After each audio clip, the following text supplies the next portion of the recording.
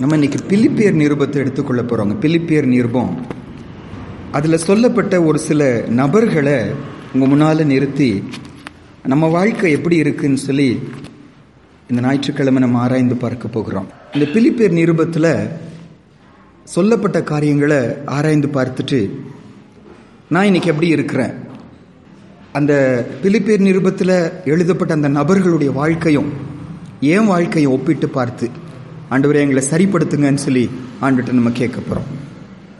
2 வித்தியாசமான கூட்டங்கள் இந்த பிலிப்பியர் நிருபத்தில் பார்க்க முடியும். ஒன்று ஊழியக்காரங்க, இன்னொரு பக்கம் அந்த சபை விசுவாசிகள். இந்த பிலிப்பியர் நிருபத்தை நம்ம எடுத்துக்கொள்வோம் பாருங்க. முதல் வசனத்தை மட்டும் கூட நம்ம வாசிப்போம். முதல் வசனம் மட்டும் வாசிப்போம். பிலிப்பியர் 1ஆம் அதிகாரம் அதோடைய முதல் வசனம். பிலிப்பியர் 1ஆம் அதிகாரம் முதல் வசனம் வாசிப்போம்.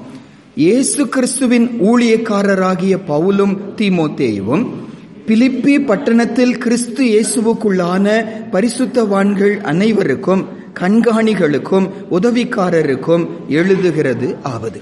இந்த நிருபத்தை 2 பேர் எழுதுகிறாங்க. யார் யார் எழுதுகிறாங்க? பவுல் அப்போஸ்தலன் எழுதுகிறாங்க, கூட தீமோத்தேயும் எழுதுகிறாங்க. அப்ப இந்த 2 ஊழியக்காரங்களை இந்த சபைக்கு ஆண்டவர் முன்னால நிறுத்துகிறார். அதுக்கப்புறம் நீங்க இந்த 4 அதிகாரங்களில் பார்க்கும்போதுங்க, ஒரு சில நபர்களுடைய பெயர்களை ஆண்டவர் இந்த இடத்துல வைக்கிறார். ஒரு சில நபர்களுடைய பெயர்கள். ஒன்று எப்பாப்ரோதீத்து அப்படிங்கிற ஒரு மனிதனை குறித்து இந்த பகுதியில் ஆண்டவர் நமக்கு முன்னால வைக்கிறார். எப்பாப்ரோதீத்து அப்படின்னு சொல்லி ஒரு மனிதனை குறித்து வாசிக்கிறோம். அடுத்தது 2 சகோதரிகள். பிலிப்பியர் 4ஆம் இந்த எப்பாப்ரோதீத்துவை குறித்து 2ஆம் அதிகாரம் 25 - 30 நம்ம பின்னால பார்ப்போம். அதைய 22ஆம் அதிகாரத்தில் எப்பாப்ரோதீத்துவை குறித்து நம்ம பார்க்கிறோம். அந்த சபையின் விசுவாசி அவர் அடுத்தது பிலிப்பியர் 4ஆம் அதிகாரத்தில் அந்த சபையை சேர்ந்த 2 சகோதரிகளுடைய பெயர்கள் அந்த இடத்துல சொல்லப்படுகிறது. எயோதியாள், சிந்திக்கேயாள். எயோதியாள், சிந்திக்கேயாள் என்று சொல்லி 2 பேருடைய பெயர்கள் அதுல சொல்லப்படுகிறது. அதே 4ஆம் அதிகாரத்தில் கிளமெந்து, ஆங்கிலத்தில் கிளமெண்ட் சொல்லி சொல்லுவாங்க, கிளமெந்து அப்படிங்கிற ஒருவரை குறித்து வாசிக்கிறோம். அவ்வளவுதான் பெயர்கள் சொல்லப்படுகிறது. காமனா ஏரோதின் வீட்டார், சீசர் ராயனுடைய வீட்டார், சீசருடைய வீட்டார் என்று சொல்லி சொல்லப்படுகிற காரியத்தை கூட அந்த பகுதியில் பார்க்கிறோம். அப்ப இன்னைக்கு காலையிலங்க உங்க முன்னால இந்த பவுலை குறித்து தீமோத்தேயு குறித்து ஒரு சில காரியங்களை பார்க்க போகிறோம். அதே போல எப்பாப்ரோதீத்துவை குறித்தும் எயோதியாள், சிந்திக்கேயாள், கிளமெந்தை குறித்தும் நம்ம பார்த்துட்டு, அவர்களும் நம்மை போல சபை விசுவாசிகள் தான். அவர்களும் நம்மை போல சபையில கர்த்தரால் பயன்படுத்தப்பட்டவர்கள் தான். அவங்க வாழ்க்கை அந்த அளவு ஒரு உயர்ந்த ஸ்தானத்தில் இருக்குமானா, அந்த அளவு சாட்சியா இருக்குமானா, பட்சபாதம் இல்லாத தேவன் அப்பா இந்த சபையில் இருக்கிற எங்களையும் அப்படி நீங்க என்ன செய்யுங்க, நீங்க மாற்றுங்கன்னு சொல்லி ஆண்டுகிட்ட கேட்க போறோம். இப்போ இந்த பிலிப்பியர் நிருபத்துல நான் தியானிச்சுட்டே வரும்போதுங்க, திரும்பியும் திரும்பியும் திரும்பியும் திரும்பி திரும்பியும் அதுல எழுதப்பட்ட ஒரு வார்த்தை கிறிஸ்து கிறிஸ்து கிறிஸ்து கிறிஸ்து என்று சொல்லி மறுபடியும் மறுபடியும் மறுபடியும் அதுல சொல்லப்பட்டதை பார்க்க முடியும். இந்த பிலிப்பியர் நிருபத்துல பவுல் அப்போஸ்தலன் எங்க எழுதுகிறாருன்னா, ஜெயில இருந்துதான் இந்த நிருபத்தை எழுதுகிறார். எந்த ஜெயில? ரோமாபுரி ஜெயில இருந்து எழுதுகிறார். ரோமாபுரி ஜெயில இருந்து 10 வருஷத்துக்கு முன்னால அவரால் ஆரம்பிக்கப்பட்ட ஒரு சபை தான் இந்த சபை. அப்போ சபை ஆரம்பிச்சு சபையாய் கூடி 10 வருடங்கள் ஆகிவிட்டது. இப்ப பவுல் அப்போஸ்தலன் ரோமாபுரியில ஜெயில வேதனைப்பட்டு கொண்டிருக்கிறார். இன்னைக்கு மாதிரி காற்று வசதி, ஃபேன் வசதி, ஏசி, பெட், சாப்பாடு அப்படியெல்லாம் இல்லை. பயங்கர கஷ்டப்படுகிற ஒரு சூழ்நிலையில பவுல் அப்போஸ்தலன் உட்கார்ந்துட்டு இருக்கிறார். எந்த தப்பு செய்யவில்லை, ஆனா ஒரு கைதியாய், பெரிய குற்றவாளியாய் அவரை மாட்டி, ஒருவேளை தொழுமடத்துல மாட்டினாங்களா, என்ன சூழ்நிலை நமக்கு தெரியும், அதை பற்றி தெளிவா சொல்லப்படல. ஆனா கட்டப்பட்ட நிலைமையில ஜெயில உட்கார்ந்துட்டு இருக்கும்போது அந்த சபையை பார்த்து அவர் பேசுகிறார். அந்த சபைக்கு அவர் சொல்ல விரும்பினது என்னன்னா, கிறிஸ்துவ பாருங்க, கிறிஸ்துவ பாருங்க, கிறிஸ்துவ பாருங்க. அவங்களை பார்த்து சொல்லுகிறார். ஜீசஸ் கிரைஸ்ட், கிறிஸ்துங்கிற வார்த்தை ஏறத்தாழ 39 தடவை இந்த பிலிப்பியர் நிருபத்தில் வருகிறது. சின்ன புஸ்தகம் தான், 4 அதிகாரம் தான், சின்ன புஸ்தகம் தான். ஆனா மறுபடியும் மறுபடியும் மறுபடியும் பவுல் அப்போஸ்தலன் இந்த சபைக்கு சொல்லும் போது நீங்க கிறிஸ்துவ பாருங்க என்று சொல்லி கிறிஸ்துவ கொண்டு வருகிறார். அடுத்தபடியாங்க நம்ம டாபிக் வரும்போது, அடுத்தபடியா இந்த நிருபத்துல அதிகமாய் பயன்படுத்தப்பட்ட ஒரு வார்த்தை சந்தோஷம், மகிழ்ச்சிங்கிற ஒரு வார்த்தை. சந்தோஷம், மகிழ்ச்சிங்கிற ஒரு வார்த்தை. இந்த 2 வார்த்தை மட்டும் 18 தடவை பாருங்க, கவனிங்க. இந்த 2 வார்த்தை மட்டும் எத்தனை தடவை வருகிறது? 18 தடவை இந்த புஸ்தகத்துல வருகிறது. சந்தோஷம்ங்கிற வார்த்தை 14 தடவையும், மகிழ்ச்சிங்கிற வார்த்தை 4 தடவையும் இந்த பகுதியில வருகிறது. பாருங்க, நான் உங்க முன்னால ஆரம்பத்துல சொன்ன ஊழியக்காரர்கள் 2 பேர் இருக்காங்க. சபை விசுவாசிகள் எவ்வளவு பேர் இருக்காங்க? எப்பாப்ரோதீத்து, எயோதியாள், சிந்திகேயாள், கிளெமெண்ட், இல்லையா? 4 பேர் இருக்காங்க. கூட ஏரோதின் வீட்டார் என்று சொல்லி போட, அவங்க பெயரெல்லாம் சொல்லப்படல. ஏரோதின் வீட்டார், அரண்மனையின் வீட்டார், அவ்வளவுதான் போடப்பட்டிருக்கிறது. அப்ப இந்த 2 ஊழியக்காரர், 4 விசுவாசிகள், அவர்களை கொண்டு நம்ம லைஃபை செக் பண்ணுகிற நேரம் தான் இது. சரி, பவுல் அப்போஸ்தலன் குறித்து வாசிக்கும் போது, பவுல் அப்போஸ்தலன் அந்த சபைக்கு கிறிஸ்துவை முன்னால காட்டி அடுத்தது அந்த சபைக்கு சொல்லுகிற காரியம் என்னன்னா, நான் ரொம்ப கஷ்டப்படுகிறேன், ரொம்ப வேதனையில இருக்கிறேன், எனக்கு காசுக்கு கஷ்டம், சாப்பாடு கஷ்டம், செலவுக்கு கஷ்டம், ஒண்ணுமே சொல்லல. அவர் என்ன சொல்லுகிறார் அந்த சபைக்கு? சந்தோஷமா இருங்க, சந்தோஷமா இருங்க, நான் கிறிஸ்துவுக்குள்ள சந்தோஷமா இருக்கிறேன், இதை கேட்டு நான் மகிழ்ச்சி அடைந்தேன், இதை கேட்டு நான் சந்தோஷப்பட்டேன்னு சொல்லுகிறார். எந்த சூழ்நிலையில? கட்டப்பட்ட நிலைமையில இருக்கிறார், தேவைகள் நடுவில் இருக்கிறார், அநியாயமாய் குற்றம் சாட்டப்பட்டவராய் வேதனை நடுவில் இருக்கும்போது சபையை பார்த்து சொல்லுகிறாரு, நான் சந்தோஷமா இருக்கிறேன், நீங்களும் மகிழ்ச்சி அடைங்க, நீங்களும் சந்தோஷம் அடைங்கிறார். இப்ப முதல் காரியங்க, பவுல் அப்போஸ்தலன் மூலமா நமக்கு ஆண்டவர் நமக்கு முன்னால் வைக்கிற சவால் என்னன்னாங்க, என் சூழ்நிலைகள் எப்படி இருந்தாலும், கட்டப்பட்ட நிலைமையில இருந்தாலும் சரி, நொறுக்கப்பட்ட நிலைமையில இருந்தாலும் சரி, குற்றம் சாட்டப்பட்ட நிலைமையில இருந்தாலும் சரி, ஒரு தேவ பிள்ளையுடைய லீகசி என்ன, ஒரு தேவ பிள்ளையுடைய அடையாளம் என்னன்னா, அவங்க எந்த நிலைமையிலும் மனரமியமா என்ன செய்வாங்க? இருப்பாங்க. அது அவங்களை பாதிக்காது. அது அவங்களுக்குள்ள கர்த்தருக்குள்ள என்ன செய்வாங்க? அவங்க சந்தோஷமா இருப்பாங்க. ஒரு ஊழியன் ஆண்டவர் எதிர்பார்க்கிறது சூழ்நிலைக்கு அப்பாற்பட்ட விதமா கர்த்தருக்குள்ள சமாதானமாய், கர்த்தருக்குள்ள சந்தோஷமாய் இருப்பது. பவுல் அப்போஸ்தலன் நமக்கு முன்னால அந்த ஒரு சாட்சியை இந்த பகுதியில் ஆண்டவர் வைக்கிறாரு. அதாவது இதுல என்ன கற்றுக்கொள்றோம்னாங்க, பாடுகளும் உபத்திரவமும் என் சந்தோஷத்தை தடை பண்ண முடியாது. கிறிஸ்துவுக்குள் இருக்கிற மகிழ்ச்சி என்ன செய்ய முடியாது? தடை பண்ண முடியாது. அதுதான் பலரை பாதிக்கும். எப்படி இவ்வளவு சூழ்நிலையில் கூட சந்தோஷமா அவங்க இருக்கிறாங்க, எப்படி இவ்வளவு துக்கம், இவ்வளவு உபத்திரவம், இவ்வளவு வலி, இவ்வளவு வேதனையிலும் கர்த்தருக்குள்ள எப்படி இவங்க சந்தோஷமா இருக்கிறாங்க என்று சொல்லி அந்த காரியம் நான் அநேகரை ஏசப்பாக்குள்ள கொண்டு வருகிறத சரித்திரத்துல பார்க்கிறோம், நம்ம வாழ்க்கையில பார்த்திருப்போம், சபையில வேதத்துல நம்ம பார்க்கிறோம். பவுல் அப்போஸ்தலன் ஆண்டவருக்குள்ள சந்தோஷமா இருக்கிற சத்தியத்தை அந்த சபைக்கு கற்றுக் கொடுக்கிறார். இன்னொரு முக்கியமான காரணம், 2வது பவுல் அப்போஸ்தலன் கற்றுக்கொள்கிற பாடம் என்னன்னாங்க, இந்த நிருபம் எழுதப்பட்ட நோக்கமே என்னன்னா, ஒரு நன்றி செலுத்துவதற்காக. இந்த சபையார் பவுல் அப்போஸ்தலனுக்கு என்ன செஞ்சிருக்காங்க? உதவி செஞ்சிருக்காங்க. பவுல் அப்போஸ்தலன் சொல்றாரு, வேற எந்த சபையாரும் எனக்கு என்ன செய்யல, உதவி செய்தா யாருக்கும் தெரியல. ஆனா இவருடைய குறைகளை புரிந்தவர்களா அந்த சபையார் என்ன செஞ்சிருக்காங்க? இந்த பவுல் அப்போஸ்தலனுக்கு அடிக்கடி என்ன செஞ்சிருக்காங்க? பொருள் உதவி செஞ்சிருக்கிறாங்க, அடிக்கடி அவனுக்கு உதவி செஞ்சிருக்கிறாங்க. அதை வாங்கினவர் அவர் சொல்லுகிறாரு, உங்களுக்கு நான் நன்றி சொல்லுகிறேன். அந்த சந்தோஷத்தினால ஒரு தேங்க்ஃபுல்னஸ்க்காக, நன்றிக்காக இந்த நிருபத்தை என்ன செய்கிறார்? அவர் எழுதுகிறார். கவனிங்க, பட் நம்ம கற்றுக்கொள்ள வேண்டிய ஒரு பாடம் என்ன? கவனிங்க, அவர் பிரச்சனையில தான் இருக்கிறார், கஷ்டத்துல தான் இருக்கிறார். அதன் நடுவில் கூட கஷ்டத்தை அவர் பார்க்கவில்லை, பெற்ற நன்மைகளை நினைத்து என்ன செய்கிறார்? அவர் நன்றி சொல்லுகிறாரு. பெற்ற நன்மைகளை நினைத்து நன்றி சொல்லுகிறார். நம்ம வாழ்க்கையிலும் பிசாசு செய்கிற ஒரு பொய்யான காரியம் என்ன?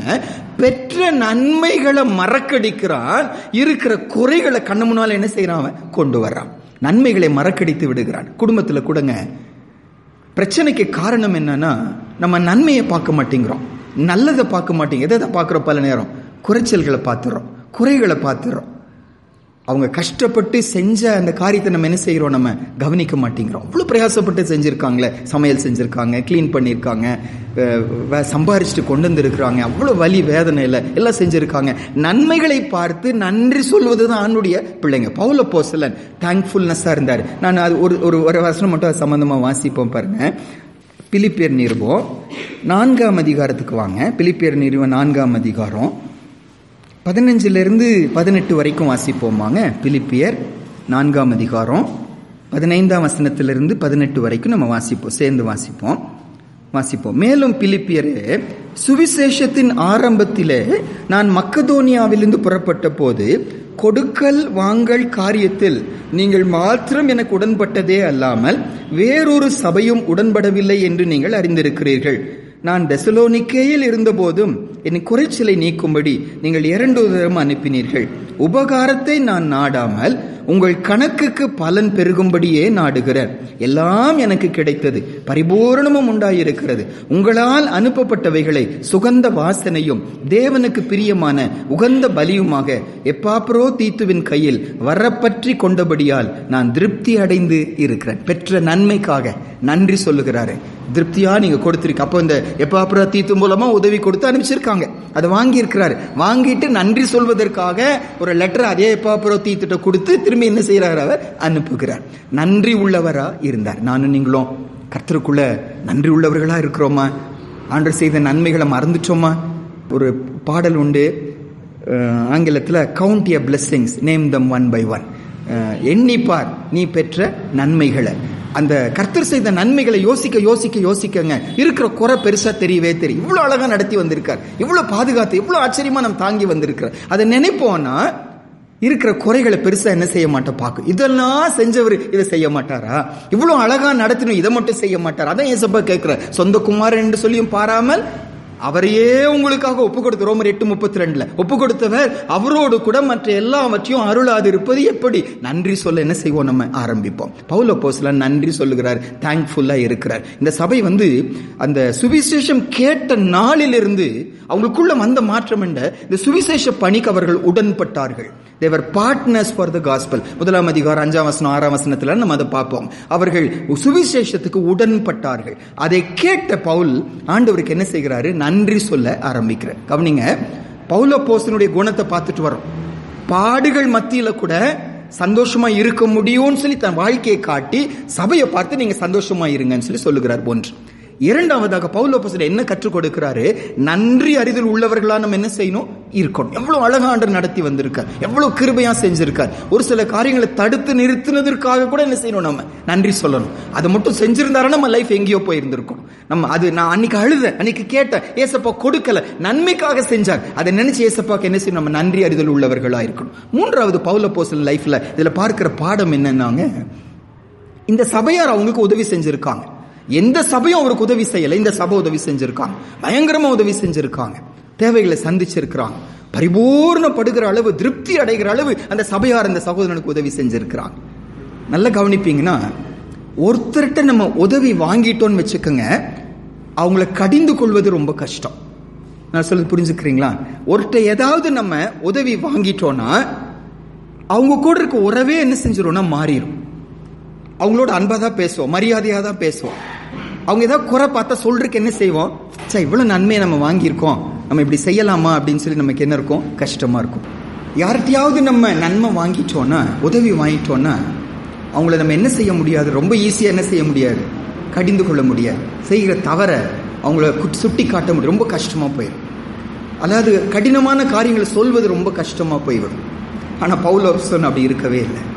பவுல் அப்போஸ்தலன் நன்றி அறிதல் உள்ளவரா இருந்த அதே நேரத்துலங்க, இந்த சபையார நீங்க இவ்வளவு எனக்கு செஞ்சதுனால ஏசப்பா உங்களை ஆசீர்வதிப்பார், பூமியில உங்களை நல்லா வச்சுக்குவாரு, குறையில்லாம வைத்துக்குவார், அதெல்லாம் சொல்லாம ஆச்சரியமா ஒவ்வொரு அதிகாரத்திலையும் 4 அதிகாரங்களையும் அந்த சபையை எதுக்கு ஆயத்தப்படுத்துகிறார்? கடைசி நாள் என்று ஒன்று இருக்கிறது, கிறிஸ்துவின் நாள் என்று ஒன்று இருக்கிறது, பரலோகம் என்று ஒன்று இருக்கிறது, நீதியான நியாய தீர்ப்பு ஒன்று இருக்கிறது. அதற்கு சபை நீங்க என்ன செய்யுங்க? ஆயத்தப்படுங்கன்னு சொல்லி சொல்லுகிறார். நீங்க அதை எந்த அளவு புரிந்து கொள்றோன்னு சொல்லி தெரியல. ஆனா நன்றி அறிதலாய் இருக்கிற பவுல் அதே நேரத்துல சொல்ல வேண்டிய சத்தியத்தை சொல்லாம என்ன செய்யல? அவர் இருக்கவே இல்லை. என்ன முக்கியமான சத்தியத்தை சொன்னாரு? இறுதி நாளை குறித்து கொண்டு வந்தார். நம்ம ஒரு சில வசனம் வாசிப்போம். பிலிப்பியர் நிருபத்துக்கு வாங்க. பிலிப்பியர் நிருபம் 1 அதிகாரம், பிலிப்பியர் நிருபம் 1 அதிகாரம் 5வது வசனம். அதாவது ஒவ்வொரு அதிகாரத்திலையும் அந்த இறுதி நாளை பவுல் அப்போஸ்தலன் ஞாபகப்படுத்துவதை பிலிப்பியர் நிருபத்துல நம்ம பார்க்க முடியும். பிலிப்பியர் 1 அதிகாரம் அதோடைய 5வது வசனம். பிலிப்பியர் 1 அதிகாரம் அதோடைய 5வது வசனம் வாசிப்போமாங்க. உங்களில் நற்கிரியையை தொடங்கினவர் அதை இயேசு கிறிஸ்துவின் நாள் பரியந்தம் முடிய நடத்தி வருவார் என்று நான் நம்புகிறேன்.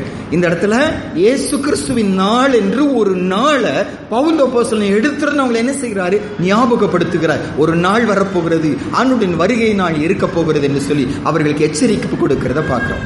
அதே அதிகாரத்துல 20ஆம் வசனத்திலிருந்து நம்ம வாசிப்போம்னா, 20ஆம் வசனத்திலிருந்து வாசிப்போம். பிலிப்பியர் 1:20-23 வரைக்கும். நான் ஒன்றிலும் வெட்கப்பட்டு போகாமல் எப்பொழுதும் போல இப்பொழுதும் மிகுந்த தைரியத்தோடு ஜீவனாலாகிலும் சாவினாலாகிலும் கிறிஸ்து என் சரீரத்தினாலே மகிமைப்படுவார் என்று எனக்கு உண்டாயிருக்கிற வாஞ்சைக்கும் நம்பிக்கைக்கும் தக்கதாக அப்படி முடியும். கிறிஸ்து எனக்கு ஜீவன், சாவு எனக்கு ஆதாயம் ஆகிலும் சரீரத்தில் பிழைக்கிறதுனாலே என் கிரியைக்கு பலன் இருப்பதால் நான் தெரிந்து கொள்ள வேண்டியது இன்னதென்று அறியேன். ஏனெனில் இவ்விரண்டினாலும் நான் நெருக்கப்படுகிறேன். தேகத்தை விட்டு பிரிந்து கிறிஸ்துவுடனே கூட இருக்க எனக்கு ஆசை உண்டு, அது அதிக நன்மையாய் இருக்கும். தேகத்தை விட்டு பிரிவதை குறித்து தனக்கு இருக்கிற நம்பிக்கையும் தனக்கு இருக்கிற ஆசையும் சபைக்கு என்ன செய்கிறார்? அவர் சொல்லுகிறார். என்னுடைய ஆசை இந்த பூமியில சுகமாய் இருப்பதல்ல, என்னுடைய ஆசை இந்த பூமியில ரொம்ப நாள் வாழ்வதல்ல. என்னுடைய ஆசை என்ன? தேகத்தை விட்டு பிரிந்து கிறிஸ்துவுடனே கூட இருக்கதான் எனக்கு ஆசை. சும்மா சொல்லல, எனக்கு இந்த ஆசை இருக்குமானா உங்களுக்கு என்ன இருக்கணும்? அந்த ஆசை இருக்கணும். கொஞ்ச நாள் முன்னால நம்முடைய சுமதி சிஸ்டர் அவங்களுடைய அந்த அடக்க ஆராதனை முடிச்சுட்டு, ஒருவேளை அந்த அடக்கத்திலேயோ என்னமோ நம்மள ஆராய்ந்து பார்ப்போம், நம்ம இந்த நாளுக்கு ஆயத்தமா இருக்கிறோமா அப்படின்னு சொல்லிட்டு கேட்டு முடிச்சு அதுக்காக ஆயத்தப்படுத்தி ஜெபம் பண்ணி முடிச்சிட்டோம். அப்போ அங்க இருக்கிற ஒரு பிரதர் வந்து, எல்லாரையும் சாவுக்கு ரெடியான்னு கேட்டுட்டீங்க பிரதர் நீங்க அப்படின்னு சொல்லி கோபமா சொன்னார். எல்லாரும் சாகருக்கு நீங்க ரெடியா அப்படின்னு சொல்லி இப்படி போய் கேட்டுட்டீங்க நீங்க அப்படின்னு சொல்லி சொன்னார். பலர்னால அந்த மரணத்தை குறித்து சொல்லும் போது பலர்னால என்ன செய்ய முடிகிறது இல்லை, ஏற்றுக்கொள்ள முடிகிறது இல்லை. நம்ம நினைக்கிறோம் ரொம்ப நாள் நமக்கு இருக்குன்னு சொல்லி நம்ம நினைக்கிறோம், ரொம்ப நாள் இந்த பூமியில வாழ போறோம்னு சொல்லி நினைக்கிறோம். இல்லவே இல்லை. சடனா என்ன வந்துடும்? மரணம் வந்துவிடும். அமெரிக்கால இப்போ பெரிய புரட்சி என்னன்னாங்க, சார்லி கிர்க் அப்படிங்கிற ஒரு தேவ மனிதன், 31 வயது, ஒரு வாலிபன், நல்ல கர்த்தருடைய பிள்ளை, பாவத்துக்கு விரோதமா தைரியமா பேசுகிறவர், ஓரின சேர்க்கையை எதிர்க்கிறவர், அபார்ஷனை எதிர்க்கிறவர், அந்த லிவிங் டுகெதரை எதிர்க்கிறவர், பாவத்தை தைரியமா எதிர்த்து பேசக்கூடிய ஒரு மனுஷன். அந்த மாதிரி ஒரு யூனிவர்சிட்டியில பசங்களோடு பிள்ளைங்களோடு கூட அவர் பேசி கொண்டிருக்கும் போது சுட்டு என்ன செய்தார்? அவர் கொல்லப்பட்டார். அவர் மேல அவர் வசனம் பேசிட்டே இருக்கிறாரு, ஒருத்தர் தூரத்திலிருந்து அவர் என்ன செஞ்சுட்டாங்க? அவரை கொலை செஞ்சுட்டாங்க. அவர் தப்பு செய்ததுனால. அந்த சகோதரன் கொலை செய்யப்பட்டதுக்கு அப்புறம் இன்னைக்கு அங்க பெரிய ஒரு எழுப்புதல். பலர் கர்த்தருக்குள்ள என்ன செஞ்சிருக்காங்க? வந்திருக்கிறாங்க. பலர் தங்களை ஆண்டு கையில, அந்த சகோதரன் மூலமா கர்த்தர் கையில தங்களை என்ன செஞ்சிருக்காங்க? ஒப்பு கொடுத்து இருக்கிறாங்க. அதாவது என்ன சொல்ல வந்தானா, 31 வயது வாலிபன், நம்ம டொனால்டு ட்ரம்போடு நெருங்கின ஒரு நண்பன், பெரிய ப்ரொடெக்ஷன் இருக்கிறது, எல்லாம் அமெரிக்கால அவ்வளவு பாதுகாப்பு இருக்கிறது. ஆனால் அவருடைய ஜீவன் சடனா என்ன செஞ்சிருச்சு? போயிருச்சு. பிரசங்கித்து கொண்டு இருக்கும் போதே என்ன செஞ்சாரு? அவர் மரித்து போயிட்டாரு. 31 வயசு தான், சின்ன வயது தான். இப்ப எனக்கு உங்களுக்கும் எந்த நிமிஷம் கூட என்ன செய்ய முடியும்? மரணம் வர முடியுமே. அதனாலதான் பவுல் அப்போஸ்தலன் சொல்றாரு, என்னுடைய ஆசை தேகத்தை விட்டு பிரிந்து இயேசுவோடு இருக்கதான் ஆசை. உங்க ஆசை என்ன? உங்க விருப்பம் என்ன? அது உங்க ஆசையா இருக்கணும் என்று சொல்லி அவர்களை அப்படி உற்சாகப்படுத்துகிற இந்த இடத்துல பார்க்கிறோம். 2ஆம் அதிகாரத்துக்கு வருவோமான, பிலிப்பியர் 2ஆம் அதிகாரத்துல 14, 15, 16 வாசிப்போம் பாருங்க. பிலிப்பியர் 2ல 14, 15, 16 வாசிப்போம். நான் வீணாக ஓடினதும் வீணாக பிரயாசப்பட்டதும் இல்லை என்கிற மகிழ்ச்சி கிறிஸ்துவின் நாளில் எனக்கு உண்டாயிருப்பதற்கு ஜீவ வசனத்தை பிடித்துக்கொண்டு உலகத்திலே சுடர்களைப் போல பிரகாசிக்கிற நீங்கள் கோணலும் மாறுபாடான சந்ததியின் நடுவில் குற்றமற்றவர்களும் கபடற்றவர்களும் தேவனுடைய மாசற்ற பிள்ளைகளுமாய் இருக்கும்படிக்கு எல்லாவற்றையும் உறுப்பில்லாமலும் தர்க்கிப்பில்லாமலும் செய்யுங்கள். இந்த பூமியில நீங்க குற்றமற்றமா வாழணும், கபடற்றவர்களா மாறணும், முறுமுறுக்க கூடாது, தர்க்கி கூடாது. ஏன்? கிறிஸ்துவின் நாளில நீங்க என்ன செஞ்சிடக்கூடாது? வெட்கப்பட்டு போயிடக்கூடாது. இங்க வேணா நம்முடைய நிலையை நாட்டுவதற்காக போராடலாம், தர்க்கிக்கலாம், சண்டை போடலாம், நான் சொல்றதுதான் கரெக்ட்னு சொல்லி ஒருவேளை நியாயப்படுத்தலாம். ஆனா முடிவுல போய் நின்று வெட்கப்பட்டு போயிருவோமே.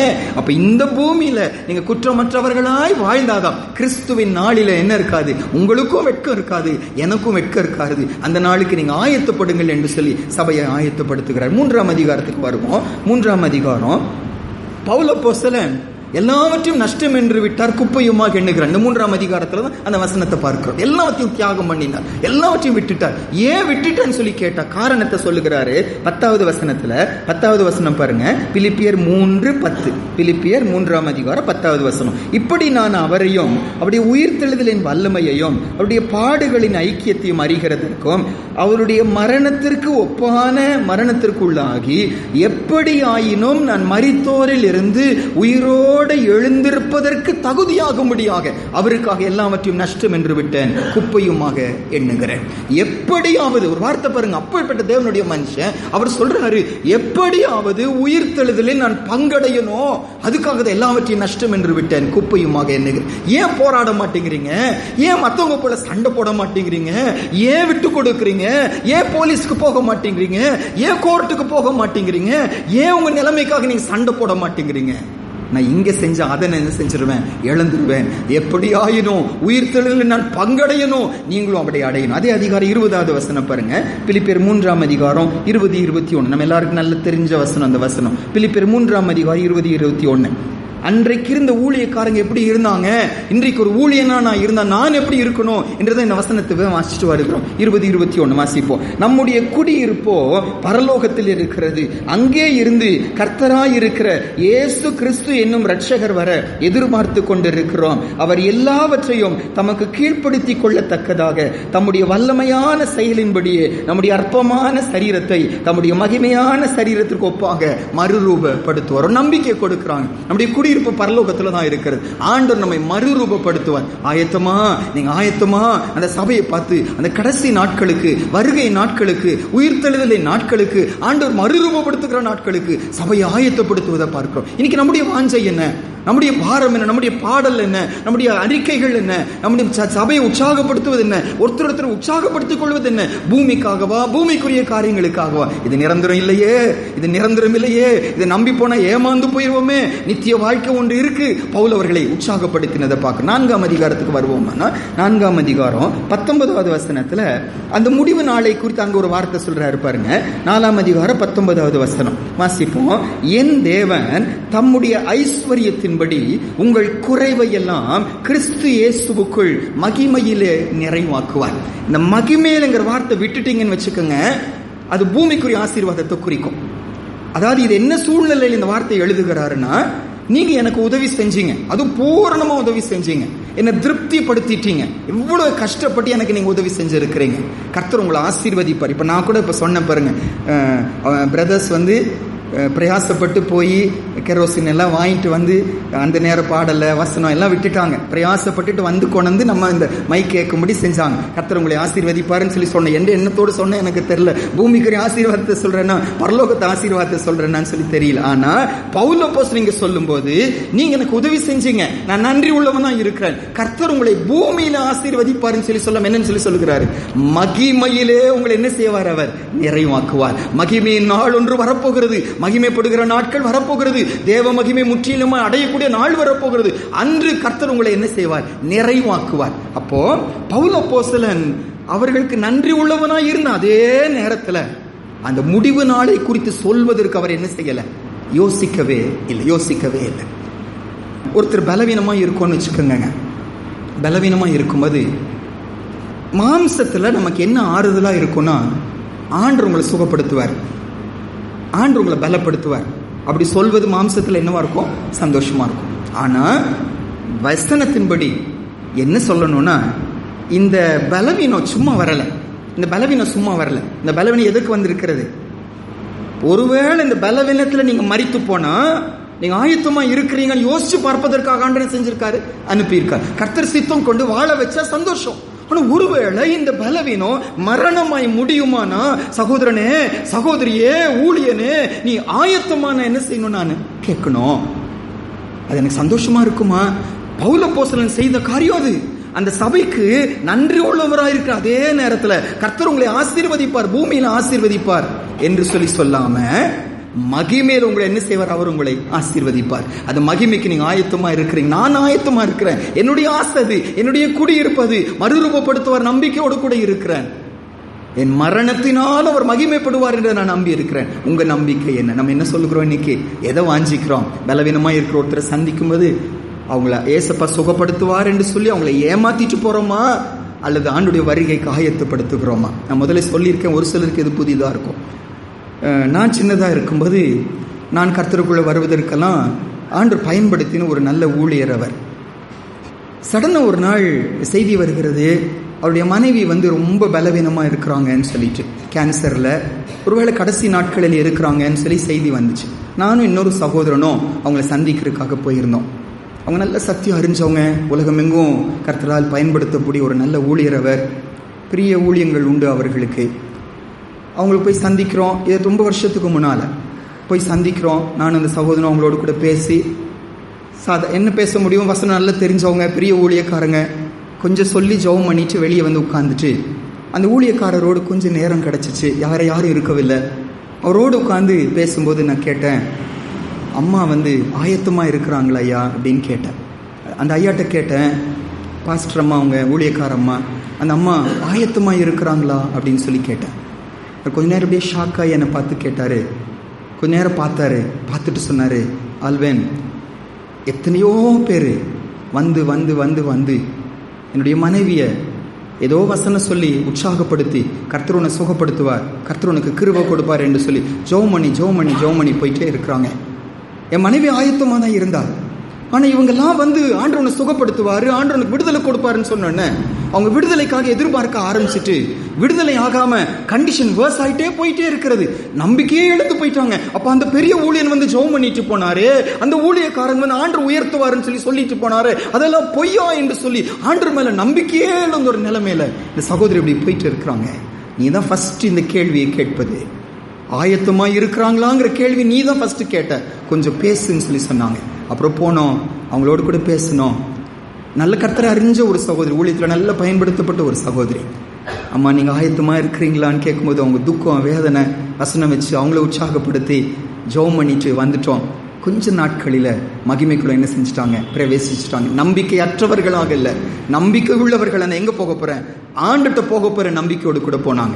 ஒரு ஊழியனுடைய, ஒரு விசுவாசியுடைய, ஒரு தேவ பிள்ளையுடைய முக்கிய பங்கு என்னன்னா, இங்கு அல்ல நம்முடைய நிரந்தரம், இங்கு அல்ல நம்முடைய குடியிருப்பு, நிலையான நகரம் நமக்கு இங்கே இல்லை, வரப்போகிறதை நாடுகிறோம், அதை முன்வைக்கிறது ஒரு ஊழியனுடைய வேலை. எது குறித்து பிரசங்கிக்கிறோம், எதை குறித்து ஆலோசனை சொல்லுகிறோம், எதை ஒருவரோடு ஒருவர் நம்ம உற்சாகப்படுத்தி பேசிக் கொள்ளுகிறோம், பூமிக்குரிய ஆசீர்வாதத்தையா பரலோகத்தின் ஆசீர்வாதத்தையா? பவுல் அப்போஸ்தலன் பரலோகத்தை சொல்வதை குறித்து கொஞ்சம் கூட என்ன செய்ய யோசிக்கல. அதோடு கூட நம்ம டைம் ஆயிட்டே வருகிறது. பரலோகத்தை மட்டும் சொல்லலங்க, அவர் என்ன சொன்னாருன்னா பாடுகளை குறித்து கூட அவர் என்ன செய்யினார்? பேசினார். ஆசீர்வாதத்தை வாங்குறாரு, உதவிகளை வாங்குறாரு, உதவிகளை வாங்கி கர்த்தர் உங்களை ஆசீர்வதிப்பார் என்று சொல்லி சொல்லாம பாடுகள் இருக்குங்கிறத அவங்களுக்கு ஞாபகப்படுத்துகிறார். வாசிப்போம், 2 வசனம் வாசிப்போம். பிலிப்பியர் 1 அதிகாரம் 29வது வசனம். பிலிப்பியர் 1 அதிகாரம் 29வது வசனம் வாசிப்போம். பிலிப்பியர் 1:29. பிலிப்பியர் 1:29 வாசிப்போம். ஏனெனில் கிறிஸ்துவினிடத்தில் விசுவாசிக்கிறதற்கு மாத்திரமல்ல, அவர் நிமித்தமாக பாடுபடுகிறதற்கும் உங்களுக்கு அருளப்பட்டிருக்கிறது. கர்த்தரை விசுவாசிக்கிறது மட்டும் அருளப்படலை. இப்போ மோகன் பிரதர் அடிக்கடி சொல்லிட்டே இருப்பாங்க, பெரிய ஞானிகள் அந்த நாட்களில் இருந்தாங்க, விசேஷித்த அறிவுள்ளவர்கள் இருந்தாங்க. தேசத்தின் கவர்னராய் செலக்ட் பண்ணுகிற அளவு பிலாத்து ஒரு பெரிய ஞானி தான்.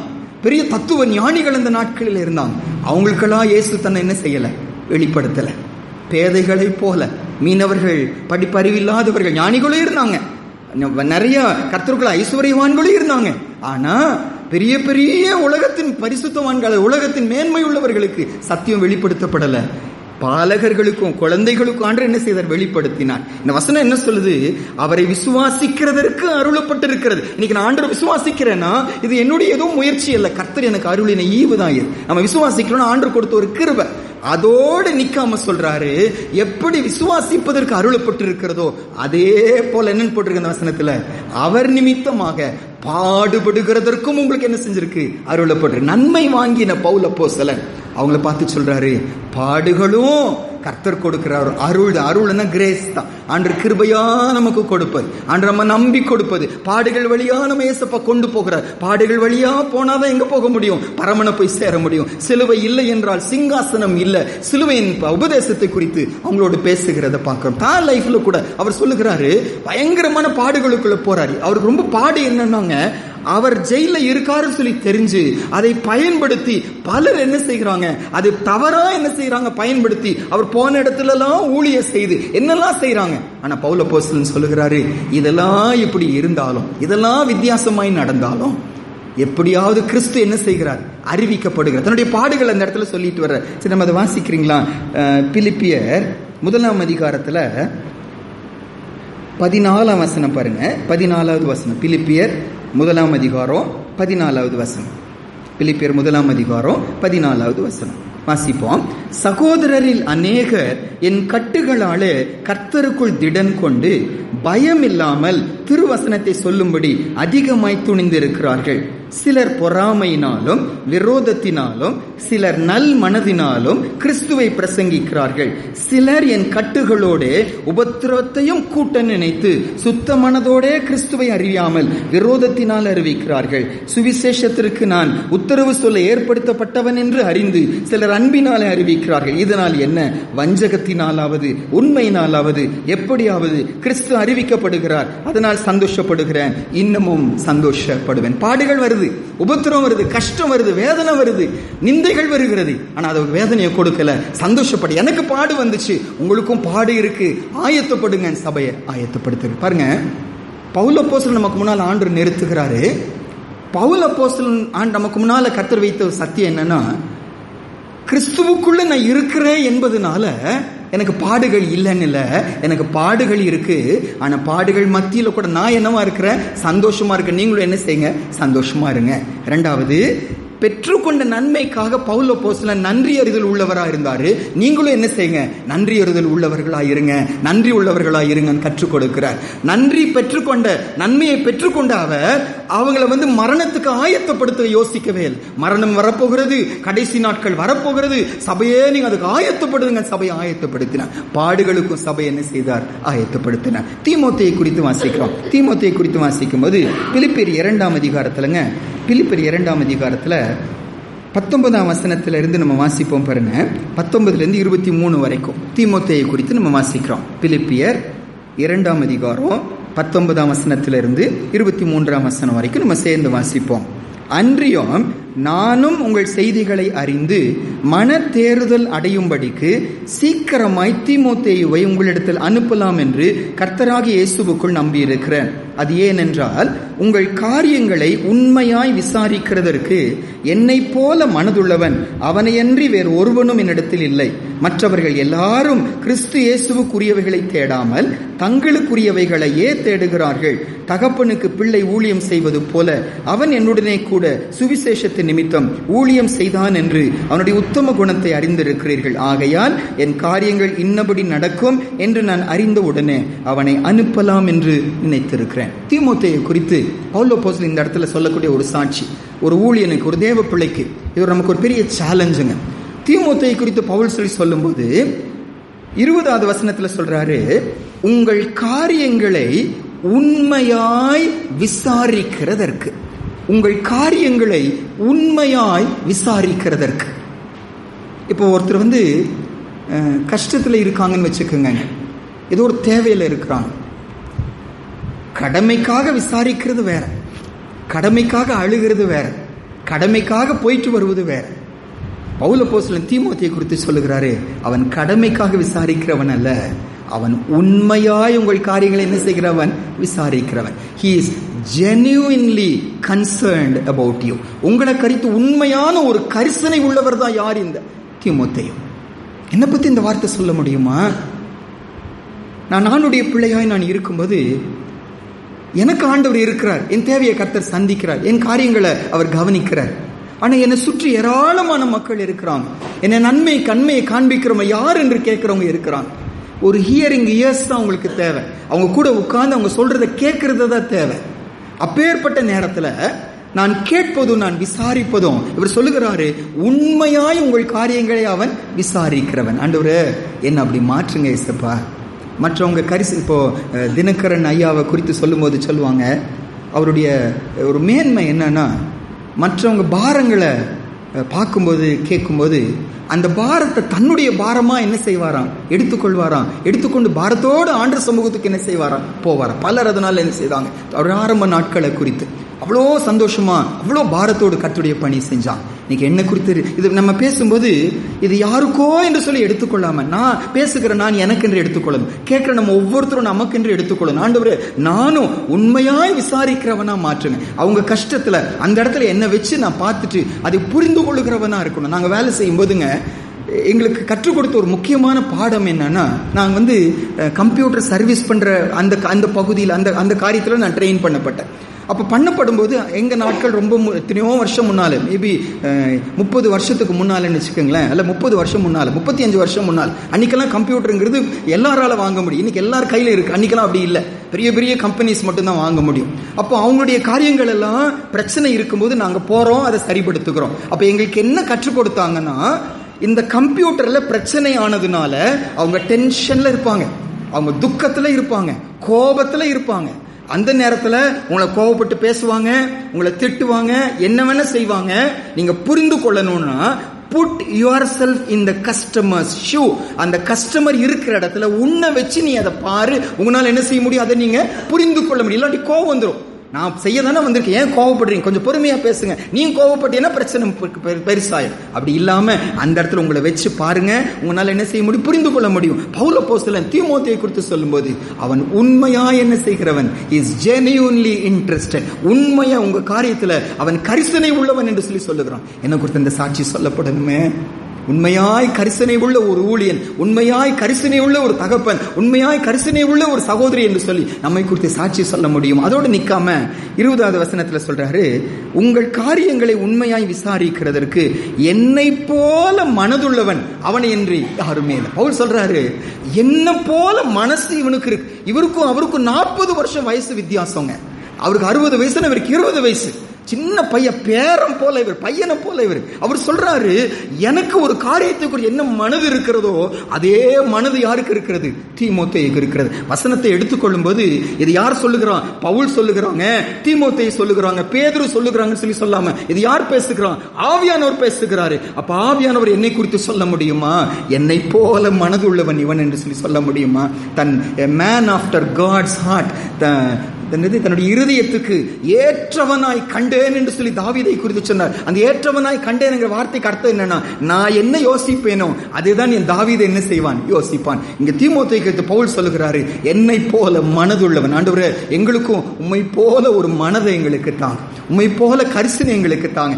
சுவிசேஷ புஸ்தகங்களில் இயேசுவின் மனதை பார்க்கும் போதெல்லாம், எங்கெல்லாம் போனாரோ ஜனங்க பார்க்கும் போதெல்லாம் அவருக்குள்ள என்ன வந்துச்சான், மனதுருக்கம் வந்துச்சு. அல்ல, பார்க்கும் போதெல்லாம் ஜனங்களை பார்க்கும் போதெல்லாம் கண்ணீர் விட்டு அழுதார், பார்க்கும் போதெல்லாம் மனசுல வேதனைப்பட்டார், துக்கப்பட்டார், வேதனைப்பட்டார், கரிசனை கொண்டார், மனதுருகினார்னு வாசிக்கிறோம். ஒரு ஊழியனா, ஒரு தேவ பிள்ளையா என்கிட்ட உங்க கூட ஆண்டு எதிர்பார்க்கிறாரு. அந்த மனதுருக்கம், அந்த மனது, என் ஆண்டுடைய மனது எனக்குள்ள இருக்கணும். ஏசப்பா எதிர்பார்க்கிற பாருங்க.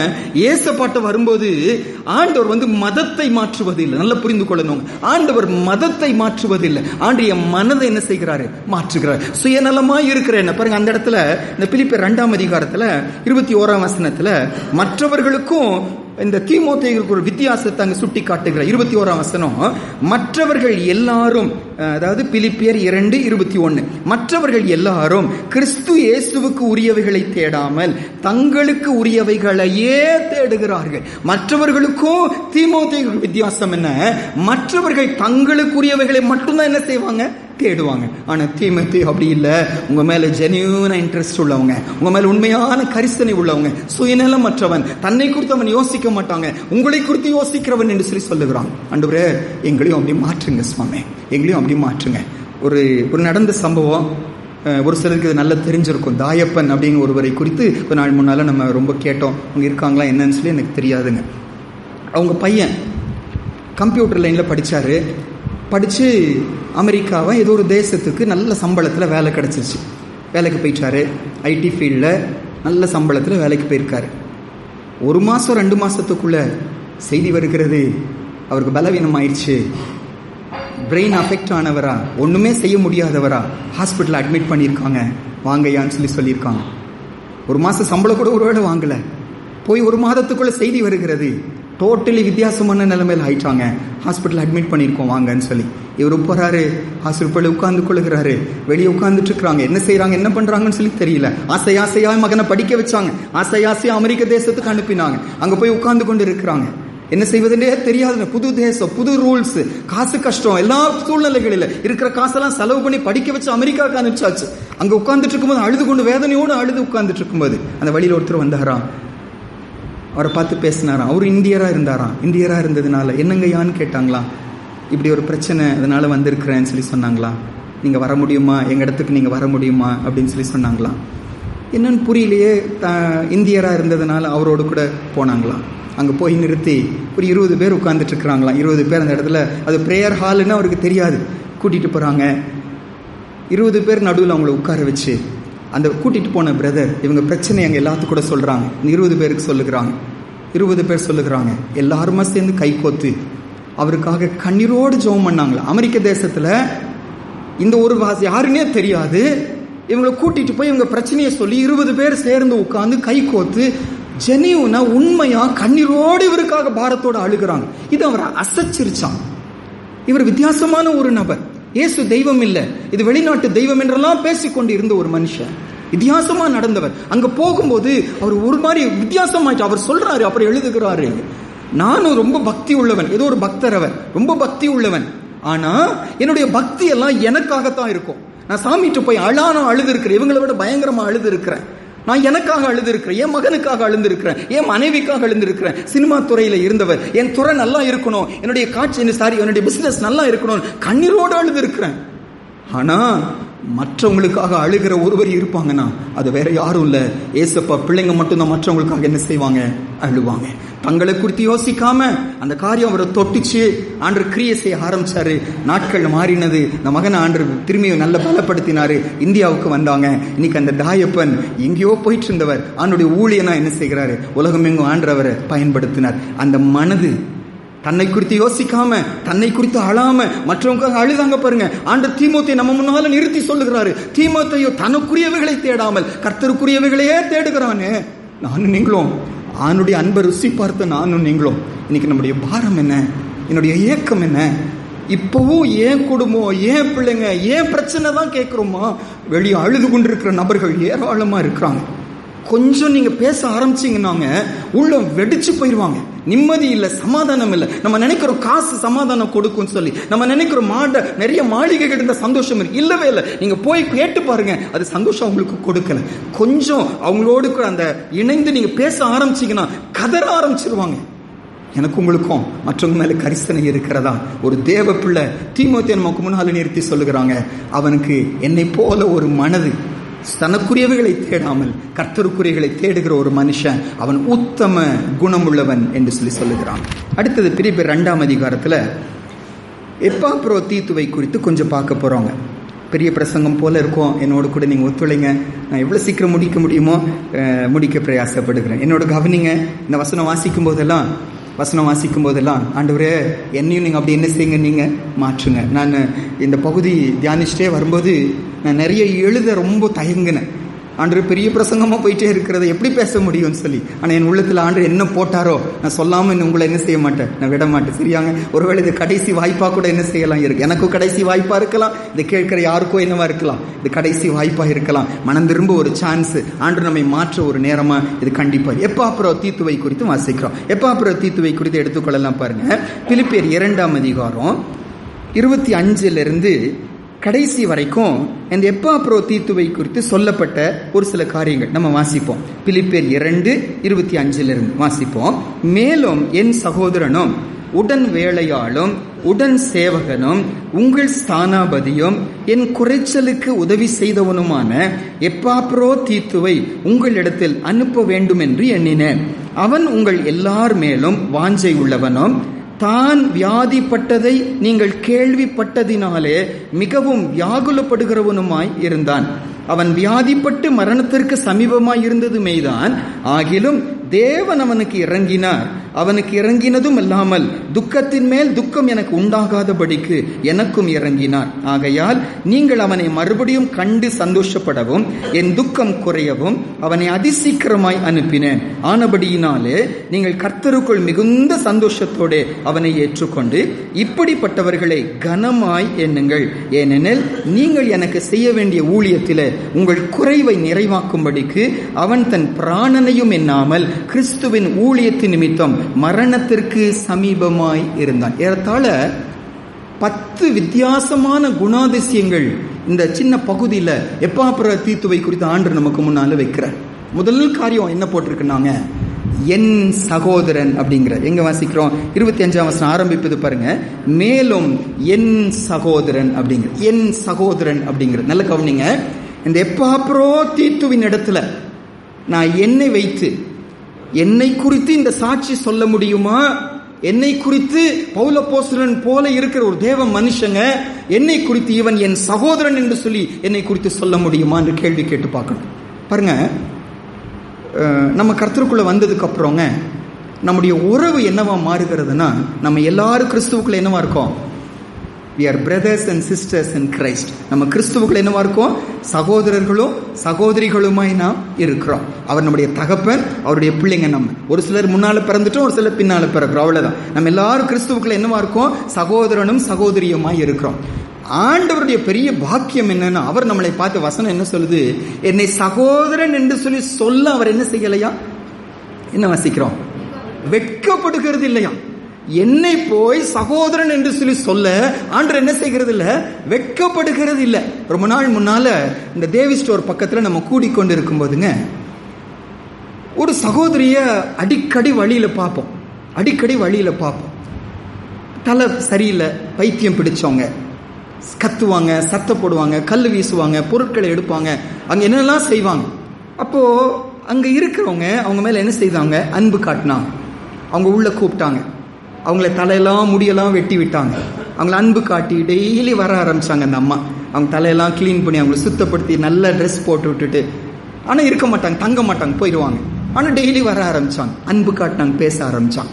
அப்பதான் புரிஞ்சிச்சு சபைக்கு வந்திருக்கிற ஒரு குடும்பத்துடைய நெருங்கின உறவினர் அவங்கன்னு சொல்லிட்டு. அந்த குடும்பத்தாருடைய உறவினர்கள் பற்றியெல்லாம் எங்களோடு பகிர்ந்து கொண்டு இருந்திருக்கிறாங்க. அந்த எம்எல்ஏவா இருக்காங்க இல்லைங்க, அவங்க என்னுடைய மாமா சொல்லியிருக்காங்க. கள்ளியம்புதூர்ல அந்த பெரிய பதவியில் அவங்க இருக்காங்கல்ல, அவங்க என்னுடைய சித்தப்பா சொல்லியிருக்கிறாங்க. எங்கேயோ பி மேட்டுப்பாளையத்தில் யாரோ இருக்கிறாங்க, அவங்க எங்க சொந்தக்காரங்க சொல்லியிருக்கிறாங்க. ஆனா உங்க சபைக்கு முன்னால பைத்தியக்காரியாய் ஓடிக்கொண்டு இருக்கிறாங்கல்ல, அவங்க எங்க சொந்தக்காரன். அவங்க என்ன செய்யல? அவங்க சொல்லல. ஏன் சொல்லல? வெட்கம். ஒரு பைத்தியக்காரிய சொந்தக்காரன் என்று சொல்ல வெட்கம். நானும் நீங்களும் கர்த்தருக்கு முன்னால நிற்கும் போது எவ்வளவு கேவலமானவர்கள் தானே, எவ்வளவு கொடூரமானவர்கள் தானே. அவருடைய அன்புக்கும் நம்முடைய அன்புக்கும் எவ்வளவு வித்தியாசம். அவருடைய பரிசுத்தத்துக்கும் நம்முடைய பரிசுத்தத்துக்கு எவ்வளவு வித்தியாசம். அவருடைய அர்ப்பணிப்புக்கும் நம்முடைய அர்ப்பணிப்புக்கு எவ்வளவு வித்தியாசம். ஆண்டவர் பார்த்து கேட்டான், ஐயா இவன் யார் ஆண்டவர் என்று சொல்லி கேட்டான். என் சகோதரன் என்று சொல்லி சொல்ல அவர் என்ன செய்யலையா? வெட்கப்படலையா? நீங்க புரிஞ்சுக்கிறீங்களான்னு எனக்கு தெரியல. எவ்வளவு துரோகியா இருக்கிற என்னைய, எவ்வளவு மோசமா இருக்கிற என்னைய அவருடைய சொந்தோன்னு சொல்லி சொல்ல ஏசப்பா என்ன செய்யல? வெட்கப்படல. நீ கவலைப்படுறீங்களா? உங்களுக்கு யாரும் இல்லைன்னு நினைக்கிறீங்களா? சொந்தக்காரங்க புரிந்து கொள்ளாம போகலாம். 2 நாள் முன்னால ஐயாவும் அம்மாவும் அவங்க வந்திருந்தாங்க, ப்ரே பண்றதுக்காக வந்திருந்தாங்க. அப்போ அவங்களோட பகிர்ந்து கொள்ளும் போது பேசி கொண்டிருந்தேன். நம்ம உறவினர்கள், நண்பர்கள், ஜாதி ஜனம், கட்சி ஜனம் நம்ம நினைப்போம். ஆனா பிரச்சனை வரும்போதுதான் அவங்க இருதயத்தை சரியா நம்ம என்ன செய்வோம்? புரிந்து கொள்வோம். நம்மனால அவங்களுக்கு செலவாகுது, நம்மனால அவங்களுக்கு ரிஸ்க் ஆகுது, நம்மனால பிரச்சனை ஆகுதுன்னா எந்த உறவினரும், எந்த சொந்தக்காரங்களும், எந்த கட்சிக்காரங்களும், எந்த ஜாதிக்காரன் நம்மோட என்ன செய்ய மாட்டாங்க? நிலைத்து வர மாட்டாங்க. ஆனா எந்த நிலைமையில இருந்தாலும் என்னை வெறுக்காத ஒருவர் இருப்பார். அது யாரு? என் இயேசு ஒருவர். எந்த நிலைமையில இருந்தாலும் என்னை வெறுக்காத ஒருவர் இருப்பார். அவர் யார் தான்? என் இயேசு ஒருவர். உலகம் வெறுக்கலாம், ஜனங்க வெறுக்கலாம், சொந்தக்காரங்க வெறுக்கலாம், ஜாதி ஜனங்க இருக்கலாம், நீங்க பயங்கரமா உதவி செஞ்சீங்க, அவங்க உங்களை வெறுக்கலாம். ஆனா ஆண்டவர் உங்களை வெறுக்கிறதே இல்லை. யார் வெறுத்தாலும் வெறுக்காத ஒருவர் இருக்கிறார். அது இயேசு ஒருவர் தான். அந்த இயேசு நம்மளை நேசிக்கிறார். அந்த இயேசு என்னை உங்களை பார்த்து அவருடைய சகோதரன் என்று சொல்லி சொல்ல அவர் என்ன செய்கிறதே இல்லையா, அவர் வெட்கப்படுகிற. எபிரேயர் 2 அதிகாரம் 11 வசனத்துல அந்த வசனம் வாசிக்கிறோம். எந்த நிலைமையில இருந்தாலும் என்னை வெறுக்காதவர் இயேசு ஒருவரே, என் நேசர் ஒருவரே. பாடலாமா? இந்த பாடலை பாடுவோமாங்க? நான் ஒரு சில காரணங்களுக்காக இந்த பாடலை பாட ஆசைப்படுகிறேன். சரியா? இங்க காயப்பட்டவங்க இருக்கிறோம், இங்க பாரப்பட்டவங்க இருக்கிறோம். நீங்க நல்லா இருக்கும்போது உங்களை நேசிச்சாங்க, உங்களை தூக்கி வச்சாங்க. நீங்க பலவீனம், கஷ்டம், பிரச்சனைன்னு தோணுன உங்களை ஒதுக்குறாங்க. ஆனா இயேசு உங்களை ஒதுக்குறதே இல்லை. ஆண்டு உங்களை நேசிக்கிறாங்க. எந்த நிலையில் நீ இருந்தாலும் உன்னை வெறுக்காதவர் இயேசு ஒருவரே, என் நேசர் ஒருவரே. இயேசு ஒருவரே, என் நேசர் ஒருவரே. எந்த நிலையில் நான் இருந்தாலும் என்னை வெறுக்காதவர் இயேசு ஒருவரே, என் நேசர் ஒருவரே. இயேசு ஒருவரே, என் நேசர் ஒருவரே. நோயாளியாய் நான் இருந்தால் பலர் வெறுப்பார்கள், என் நோய்களையே சொல்லி சொல்லி நோக வைப்பார்கள். நோயாளியாய் நான் இருந்தால் பலர் வெறுப்பார்கள், என் நோய்களையே சொல்லி சொல்லி நோக வைப்பார்கள். எந்த நிலையில் நான் இருந்தாலோ என்னை வெறுக்காதவர் இயேசு ஒருவரே, என் நேசர் ஒருவரே. இயேசு ஒருவரே, என் நேசர் ஒருவரே. கடனாளியாய் நான் இருந்தால் பலர் வெறுப்பார்கள், என் கடனதையே சொல்லி சொல்லி கலங்க வைப்பார்கள். கடனாளியாய் நான் இருந்தால் பலர் வெறுப்பார்கள், என் கடனதையே சொல்லி சொல்லி கலங்க வைப்பார்கள். எந்த நிலையில் நான் இருந்தாலோ என்னை வெறுக்காதவர் இயேசு ஒருவரே, என் நேசர் ஒருவரே. இயேசு ஒருவரே, என் நேசர் ஒருவரே. ஏழையாக நான் இருந்தால் பலர் வெறுப்பார்கள், என் ஏழ்மையை சொல்லி சொல்லி ஏங்க வைப்பார்கள். ஏழையாக நான் இருந்தால் பலர் வெறுப்பார்கள், என் ஏழ்மையை சொல்லி சொல்லி ஏங்க வைப்பார்கள். எந்த நிலையில் நான் இருந்தாலும் என்னை வெறுக்காதவர் இயேசு ஒருவரே, என் நேசர் ஒருவரே. இயேசு ஒருவரே, என் நேசர் ஒருவரே. பட்ட படிப்பு இல்லாவிட்டால் பலர் வெறுப்பார்கள், என்னை பட்ட மரம் என்று சொல்லி பரிகசிப்பார்கள். பட்ட படிப்பு இல்லாவிட்டால் பலர் வெறுப்பார்கள், என்னை பட்ட மரம் என்று சொல்லி பரிகசிப்பார்கள். அனாதையாய் நான் இருந்தால் பலர் வெறுப்பார்கள், அன்பை உனக்கு தாரேன் என்று அலைய வைப்பார்கள். அனாதையாய் நான் இருந்தால் பலர் வெறுப்பார்கள், அன்பை உனக்கு தாரேன் என்று அலைய வைப்பார்கள். எந்த நிலையில் நான் இருந்தாலும் என்னை வெறுக்காதவர் இயேசு ஒருவரே, என் நேசர் ஒருவரே. இயேசு ஒருவரே, என் நேசர் ஒருவரே. யார் வெறுத்தாலும் வெறுக்காத ஒருத்தர் இருக்கிறாரு, நேசிக்கிற ஒருவர் இருக்கிறாரு. என்ன போய் அவர் சகோதரன் என்று சொல்ல அவர் என்ன செய்யல, வெட்கப்படலை. யாரும் இல்லைன்னு கவலைப்படாதீங்க. நம்மை படைச்சாண்டு நம்ம கூட இருக்கிறாரு. என்னுடைய சகோதரன் சகோதரி என்று சொல்ல அவர் என்ன செய்யலை, வெட்கப்படலை. இவங்க யாருன்னு சொல்லி கேட்டா இவன் என்னுடையவன் என்று சொல்வார். பரலோகத்தில் போய் நிற்கும் போது இவன் யார் என்று கேட்டவன் என்னுடையவன், என் ரத்தத்தினால மீட்கப்பட்டவன் சொல்லுவாரு. பரலோகத்தில் நமக்கு இடம் உண்டாக்கி ஆண்டவர் கொடுப்பார், என் சகோதரன். பாருங்க, பைபிள்ல இந்த ஆண்டவருடைய சகோதரனா நாமும் நீங்க சகோதர சகோதரியா மாறி இருக்கு.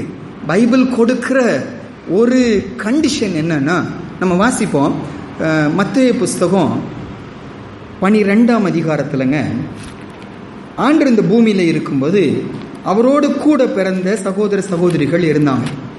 தாய் இருந்தாங்க, தகப்பன் ஒருவேளை மரித்து போயிட்டாங்க. தாயும் தம்பிமாரு தங்கச்சிமாரு இருக்கிறாங்க. அவங்க இயேசுவை சந்திக்கும்படி வருகிறாங்க. ஆண்டவர் ஒரு இடத்துல இருந்து பிரசங்கம் பண்ணி கொண்டு இருக்கிறார். அவங்க உள்ள வராம வெளியே நின்று கொள்ளுகிறாங்க. என்ன காரணம் நமக்கு தெரியாது. கூட்டம் அதிகமாக இருந்துச்சு அல்லது அவசரமான காரியம் பேசுவதற்கா என்னன்னு சொல்லி தெரியல. வெளியே நின்று கொள்ளுகிறாங்க. வெளியே நின்று ஒரு ஆளை அனுப்புகிறாங்க, உங்க தாயும் உங்க சகோதரரும் உங்களுக்காக வெளியே காத்து இருக்கிறாங்கன்னு சொல்லி சொல்லுகிறாங்க. அப்ப ஆண்டவர் அவங்களுக்கு என்ன பதில் சொன்னார் நம்ம வாசிப்போம். 48 வாசிப்போம். மத்தேயு 12:48 இருந்து வாசிப்போம்.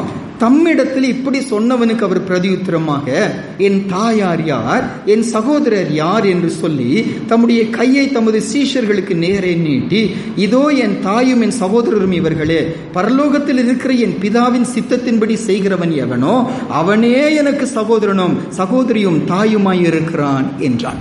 இந்த சகோதரர், நான் எதுக்காக இந்த வசனத்தை எடுக்கிறேன்னாங்க, எப்பாப்ரோதீத்துவை பார்த்து பவுல் சொல்லுகிறார் என்னுடைய சகோதரன் என்று சொல்லி சொல்லுகிறான். இயேசுவாமி என்னை உங்களை பார்த்து அவருடைய சகோதரன் சகோதரி என்று சொல்லி ஆண்டு சொல்லி சொல்லுகிறார். இந்த உறவு உண்மையாய் மாறணுமானா, இந்த உறவு நம்ம குடும்பங்களில சபைகளில உண்மையாய் மாறணும்னா ஆண்டு எதிர்பார்க்கிற ஒரே ஒரு கண்டிஷன் என்ன, நமக்குள்ள எல்லாருக்குள்ளயும் காமனா இருக்க வேண்டியது என்ன, என்னுடைய பாரம், என்னுடைய ஏக்கம், வாஞ்சையெல்லாம் என்ன, ஆண்டவரே உங்க சித்தத்தை நான் என்ன செய்யணும். சத்தியத்தை காம்ப்ரமைஸ் பண்ணக்கூடாது. என்ன காரியத்துக்கானாலும் சரி, வசனத்தை நான் என்ன செய்ய மாட்டேன், விட்டு கொடுக்க மாட்டேன். கடன் வாங்கக்கூடாதுன்னா நான் என்ன செய்ய மாட்டேன், நான் கடன் வாங்க மாட்டேன். பொய் சொல்லக்கூடாதுன்னு சொன்னா நான் என்ன செய்ய மாட்டேன், நான் பொய் சொல்ல மாட்டேன். ஏமாத்தக்கூடாது சொல்வேன்னா நான் ஏமாத்த மாட்டேன். குறுக்கு வழியில செல்லக்கூடாதுன்னா நான் குறுக்கு வழியில செல்ல மாட்டேன். பரலோகத்தில் இருக்க பிதாவின் சித்தத்தின்படி செய்கிறவன் அவருடைய சகோதரன். இந்த உறவை ஏசப்பா கொடுக்க விரும்புகிறேன். யோசிச்சு பார்ப்போமா?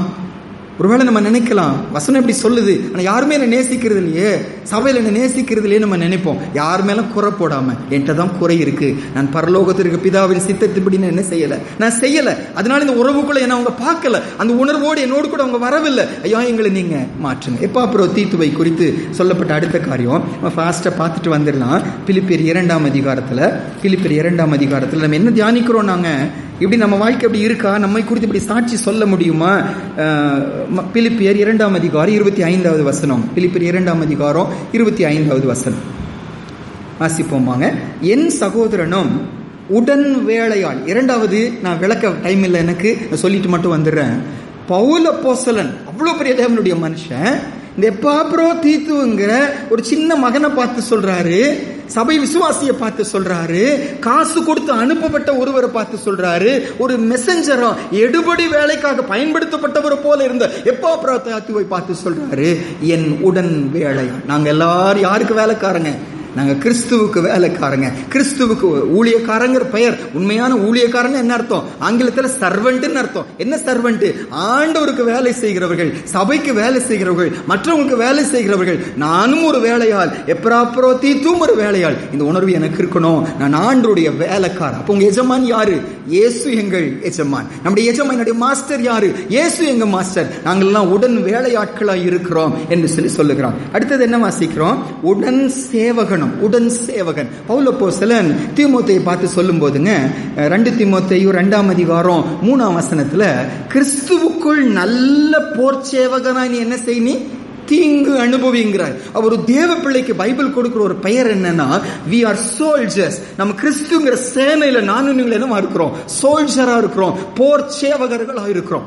மனுஷனோட சண்டை போடுவதா, யாரோடு ஜாதியோடு சண்டை போடுவதா, இன்னொரு மதத்தோடு சண்டை போடுவதா? இல்ல. நம்முடைய சண்டையெல்லாம் யாரோடு இருக்கிறது? எங்கள் எதிராளியாக பிசாசோடு கூட இருக்கிறது. நம்ம எல்லாரோடு சமாதானமா இருக்கும்படி அழைக்கப்படுகிறோம். ஒரு தேவ பிள்ளைனால தர்ணா பண்ணவே முடியாது. ஒரு தேவ பிள்ளைனால போலீஸ் ஸ்டேஷனுக்கு போய் கம்ப்ளைண்ட் பண்ணவே முடியாது. ஒரு தேவ பிள்ளைனால இன்னொருத்தருக்கு விரோதமா கோர்ட்ல கேஸ் போடவே முடியாது. ஏன்? என்னுடைய போராட்டம் பூமிக்குரிய போராட்டம் அல்ல. என்னுடைய போராட்டம் என்ன போராட்டம்?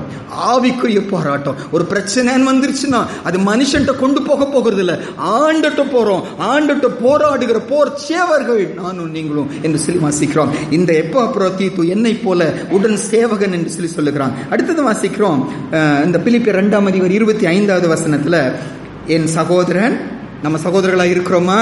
சகோதரனுக்கு தகுதி எனக்கு இருக்கிறதா? பரலோகத்திற்கு பிதாவின் சித்தத்தின்படி செய்கிறேனா? இரண்டாவது, உடன் வேலையாள். நான் வேலையாளுங்கிற எண்ணம் இருக்கிறதால மாஸ்டர் ஆயிட்டேன்னா நான் என் எஜமான அவருங்கிற உணர்வு இருக்கும். அவருக்குரிய கனத்தை கொடுப்போம், அவர் கையில அடங்கி இருப்போம். மூன்றாவது, நம்ம போர் சேவகர்கள். என் போராட்டம் மனுஷனோடு கூட இல்லை, என் போராட்டம் பிசாசோடும் அவருடைய தூதர்களோடும் தான் இருக்கிறது இந்த உணர்வு இருக்கும். நாலாவது வாசிக்கிறோம், உங்கள் ஸ்தானாபதி. ஸ்தானாபதியும் வரும்போது உங்கள் மெசஞ்சர். சரியாங்க, நல்ல கவனிங்க.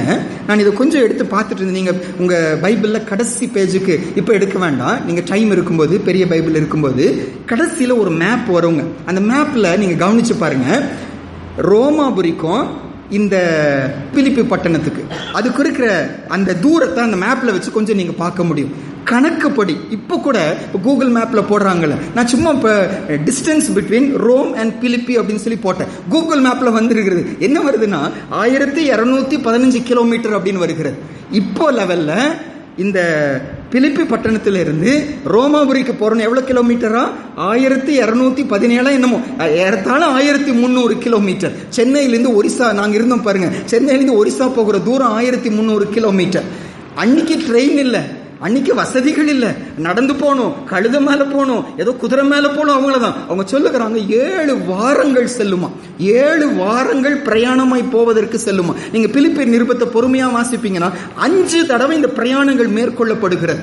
இந்த எப்பாப்ரோதீத்து இந்த பிரயாணத்தை மேற்கொள்ள தன்னை என்ன செய்தார்? ஒப்பு கொடுத்தார். எத்தனை கிலோமீட்டர்? 1300 கிலோமீட்டர் நடப்பதற்கு. அது இந்த கடல் வழியால போனோம்னா, ஃபுல் லேண்ட் வழியா போனோம்னா 1900 கிலோமீட்டர் ஆகிவிடுவோம். அவ்வளோ தூர பிரயாணத்துக்கு தன் குடும்பத்தை விட்டு, வேலையை விட்டு, வியாபாரத்தை விட்டு, பொறுப்புகளை விட்டு, இன்னொரு பாஷை பேசுகிற இடத்துக்கு அவ்வளவு கொடூரமான பிரயாணங்களை எடுத்துக்கொள்ள இந்த சகோதரன் என்ன செய்தார்? ஆயத்தமாய் இருந்தாரு. 4ஆம் அதிகாரத்துல ஒரு வசனம் வாசிப்போம் பாருங்க.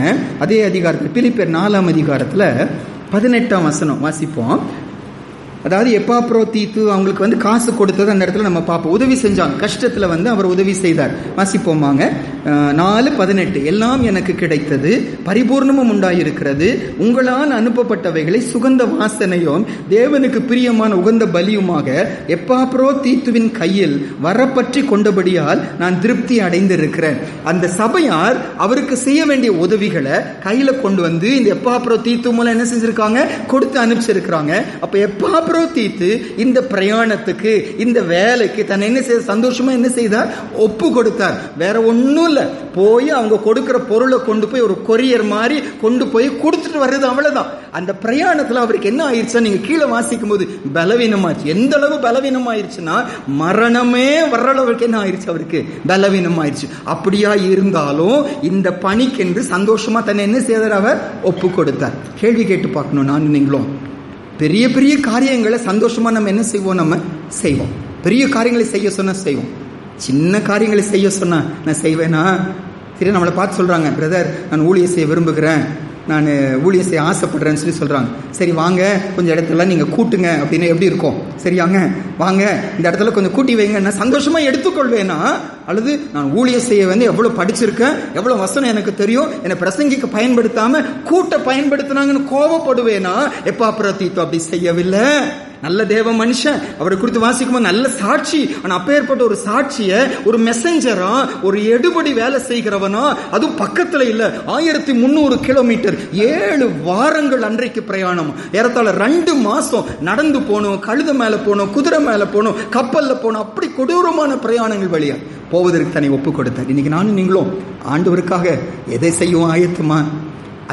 அந்த பிரயாணத்தினால மரணமே வருகிறளவு வந்துருச்சு. அந்த ரிஸ்க் வந்துச்சு. ஆனால் அவர் என்ன செய்யல, அது குறித்து கவலைப்படவே இல்லை. நம்ம அந்த 2ஆம் அதிகாரத்துல கடைசி வசனம் பாருங்க, 30வது வசனம். ஏனெனில் நீங்கள் எனக்கு செய்ய வேண்டிய ஊழியத்தில உங்கள் குறைவை நிறைவாக்கும்படிக்கு அவன் தன் பிராணனையும் எண்ணாமல் கிறிஸ்துவின் ஊழியத்தின் நிமித்தம் மரணத்திற்கு சமீபமாய் இருந்தான். ஒரு மெசஞ்சரா வந்தான், சபை நம்பத்தக்கவரா வந்தான். அந்த வேலையில தன் பிராணனை கொடுப்பதற்கு கூட அவர் என்னவா இருந்தாரு, ஆயத்தமாய் இருந்தார். நானும் நீங்களும் எனக்கென்று கர்த்தர் நியமித்த வேலையை நான் செய்வதில் சின்சியரா இருக்கிறோமா? அல்லது பூமிக்கு காரியங்களில் எனக்கு இப்படி பதவி தான் வேணும், இந்த வேலை தான் வேணும், இதுதான் நான் செய்வேன் நிற்கிறேனா? அல்லது கிறிஸ்துவுக்காக எதையும் செய்கிறவர்களா நம்ம இருக்கிறோமா? சபை வளரணும்னா அப்ப ஏற்பட்ட எப்பாப்ரோத்தீத்துக்கள் நமக்கு தேவை. சரி, பிலிப்பியர் 2ஆம் அதிகாரம் மறுபடியும் வாங்க.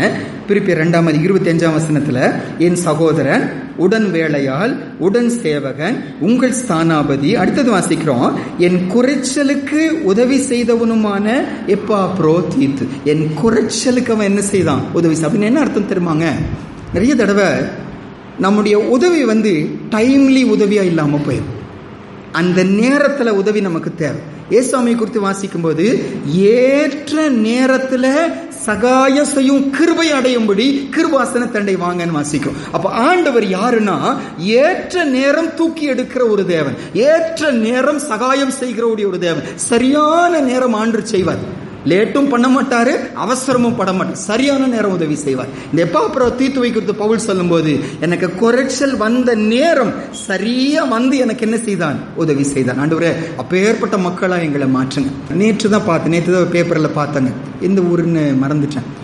அந்த ஊர்ல எம்பிஸ் எம்எல்ஏஸ் ஏதோ பிரச்சனைக்காக போனாங்களா. அங்க பிரச்சனை நடந்து 1 மாசம் ஆயிடுச்சு. அங்க மக்கள் எல்லாம் அவ்வளவு கஷ்டப்பட்டு இருக்கிறாங்க. அந்த நேரம் போகாம இப்போ 1 மாசம் கழிச்சு நேத்து முந்தா நேத்து போயிருக்காங்க. மக்கள் எல்லாம் கல்லெடுத்து வீச ஆரம்பிச்சாங்க. ஓடி போங்க, அன்னைக்கு வராம இன்னைக்கு வந்திருக்கிறீங்களான்னு என்ன செய்தாங்களாம், துரத்தி விட்டாங்க அப்படின்னு சொல்லி செய்தியில அவங்க பயந்து லுங்கியெல்லாம் வேஷ்டியெல்லாம் தூக்கிட்டு ஓடி வர்றதா போட்டோ போடுறாங்க. ஏன்? ஏற்ற நேரம் நீங்க என்ன செய்யல, வரல. ஆனா எப்பாப்ரோத்தீத்துவை குறித்து சொல்லுகிறாரு, எனக்கு குறைச்சல் வந்த நேரம் அவனுக்கு என்ன செய்தான், உதவி. ஆண்டவரே, எங்களை சரியான நேரம் சுவிசேஷம் சொல்லுகிறவர்களா, சரியான நேரம் கிறிஸ்துவை குறித்து சொல்லுகிறவர்களா, சரியான நேரம் உதவி செய்கிறவர்களா, அதுக்கு சென்சிட்டிவா இருக்கிறவர்களா எங்களை நீங்க மாற்றுங்க. எப்பாப்ரோத்தீத்து அப்பேற்பட்ட ஒரு மனுஷனை இருந்தாங்க என்று சொல்லி வாசிக்கிறோம். 26ஆம் வசனத்துக்கு வருவோம்னா, எப்பாப்ரோத்தீத்துவை குறித்து வாசிக்கிறோம். அவன் உங்கள் எல்லார் மேலும் வாஞ்சை உள்ளவன். இந்த மகனை குறித்து பவுல் அப்போஸ்தலனுடைய ஒரு கணிப்பு என்ன, அவருடைய டிசர்ன்மென்ட் என்னன்னா, இந்த எப்பாப்ரோத்தீத்து ஏதோ ஒரு சிலர் மேல அன்புள்ளவன் என்று சொல்லி சொல்லாம எல்லார் மேலும் ஒரு என்ன இருக்கிறது, கரிசனை இருக்கிறது. அந்த சபையார் எல்லாரையும் சொல்லுகிறாரு, உங்கள் எல்லார் மேலும் இருக்கு கரிசனை இருக்கிறது. இந்த நேச்சர் தான் ஆணுடைய பிள்ளைங்க நேச்சரா இருக்கணும். நான் எல்லாருக்கும் என்னவா இருக்கணும், அன்பு காட்டுகிறவனா இருக்கணும். இந்த ஜாதிக்கு மட்டும்தான் அன்பு காட்டுவேன், படிச்சவங்களுக்கு மட்டும்தான் அன்பு காட்டுவேன், ஏழைங்களுக்கு மட்டும்தான் அன்பு காட்டுவேன், அந்த சகோதரனுக்கு மட்டும்தான் அன்பு காட்டுவேன் என்று சொல்லி நான் இருந்துட்டேன்னா ஆணுடைய பிள்ளையா இருக்க முடியாது. ஆண்டு அப்படி செய்யவில்லையே, நம்ம அப்படி வித்தியாசப்படுத்தவில்லையே, நம்ம எல்லாரும் ஒன்றுபடுத்தினாரு. ஜாதி வித்தியாசம் கர்த்தர் பார்க்கலையே, படிப்பு வித்தியாசம் ஆண்டர் பார்க்கலையே, ஸ்டேட்டஸை ஏசப்பா பார்க்கவில்லையே, எல்லாரையும் நேசிச்சாரு. ஆணுடைய பிள்ளை நானும் நீங்களும் எல்லாரையும் நேசிக்கிறோமா, எல்லாருக்கும் ஒரே அன்பு காட்டுகிறோமா, அல்லது பட்சபாதம் நமக்குள்ள இருக்கிறதா? இவர் எல்லார் மேலும் வாஞ்சை உள்ளவர் என்று சொல்லி வாசிக்கிறோம். அடுத்தது என்ன வாசிக்கிறோம், 26ஆம் வசனத்துல, அவன் உங்கள் எல்லார் மேலும் வாஞ்சை உள்ளவனும் தான் வியாதிப்பட்டதை நீங்கள் கேள்விப்பட்டதினாலே மிகவும் வியாகுலப்படுகிறவனுமாய் இருந்தார். ரொம்ப ஆச்சரியமான வார்த்தை இந்த வார்த்தைங்க. சாதாரணமா நம்ம லைஃப்ல எனக்கு வியாதிங்க தெரிஞ்சுட்டு கூட அவங்க என்ன செய்யல, வரல அப்படி நம்ம என்ன செய்வோம், கோவப்படுவோம். எனக்கு உடம்பு சரியில்லை, நான் ஆப்ரேஷன் பண்ணி படுத்திருந்தேன், நான் ஹாஸ்பிட்டலில் இருந்தேன், ரொம்ப நாள் நான் சபைக்கு வராமல் இருந்தேன், ஒருத்தர் கூட கேட்கல, ஒருத்தர் கூட விசாரிக்கல, கோவப்படுவோம். ஆனால் இவரோ எனக்கு உடம்பு சரியில்லை அவங்களுக்கு தெரிஞ்சிருச்சுன்னு வியாகுலப்பட ஆரம்பிச்சுட்டாரு. ஐயோ கஷ்டப்படுவாங்களே, ஐயோ சபையார் வேதனைப்படுவாங்களே, எனக்கு மரணம் வந்துருச்சுன்னு நினைச்சிட்டு மரண படுக்கையில் இருக்கேன்னு நினைச்சு அங்கிருந்து எல்லாம் விட்டுட்டு ஓடி வந்தாலும் வந்துருவாங்க என்று சொல்லி வியாகுலப்பட ஆரம்பிச்சாங்க. அந்த மைண்ட் செட் பாருங்க எவ்வளவு வித்தியாசமா இருந்துச்சு. அவங்க கஷ்டத்தை யோசிச்சாங்க, அவங்க பாரத்தை யோசிச்சாங்க. ஐயோ அவங்க வீட்டை விட்டுட்டு வர வேண்டியதா இருக்குமே, அவங்க தங்களுடைய தேவைகளை தியாகம் பண்ணி கொடுக்க வேண்டியதாய் போருமே, ஏன் அவங்களுக்கு சொன்னாங்க, யார் அவங்களுக்கு சொன்னாங்க, வியாகுலப்பட ஆரம்பிச்சாங்க. அன்று எங்களுக்கும் இந்த கிருபையை தாங்க. என்னை சுற்றி வட்டமிட்டு நான் தான் முக்கியம் என்று சொல்லுகிறவனா இல்லாம என்னை சுற்றி இருக்கிறவர்கள் முக்கியம்ங்கிற எண்ணத்தை எங்களுக்கு நீங்க தாங்க சுவாமி.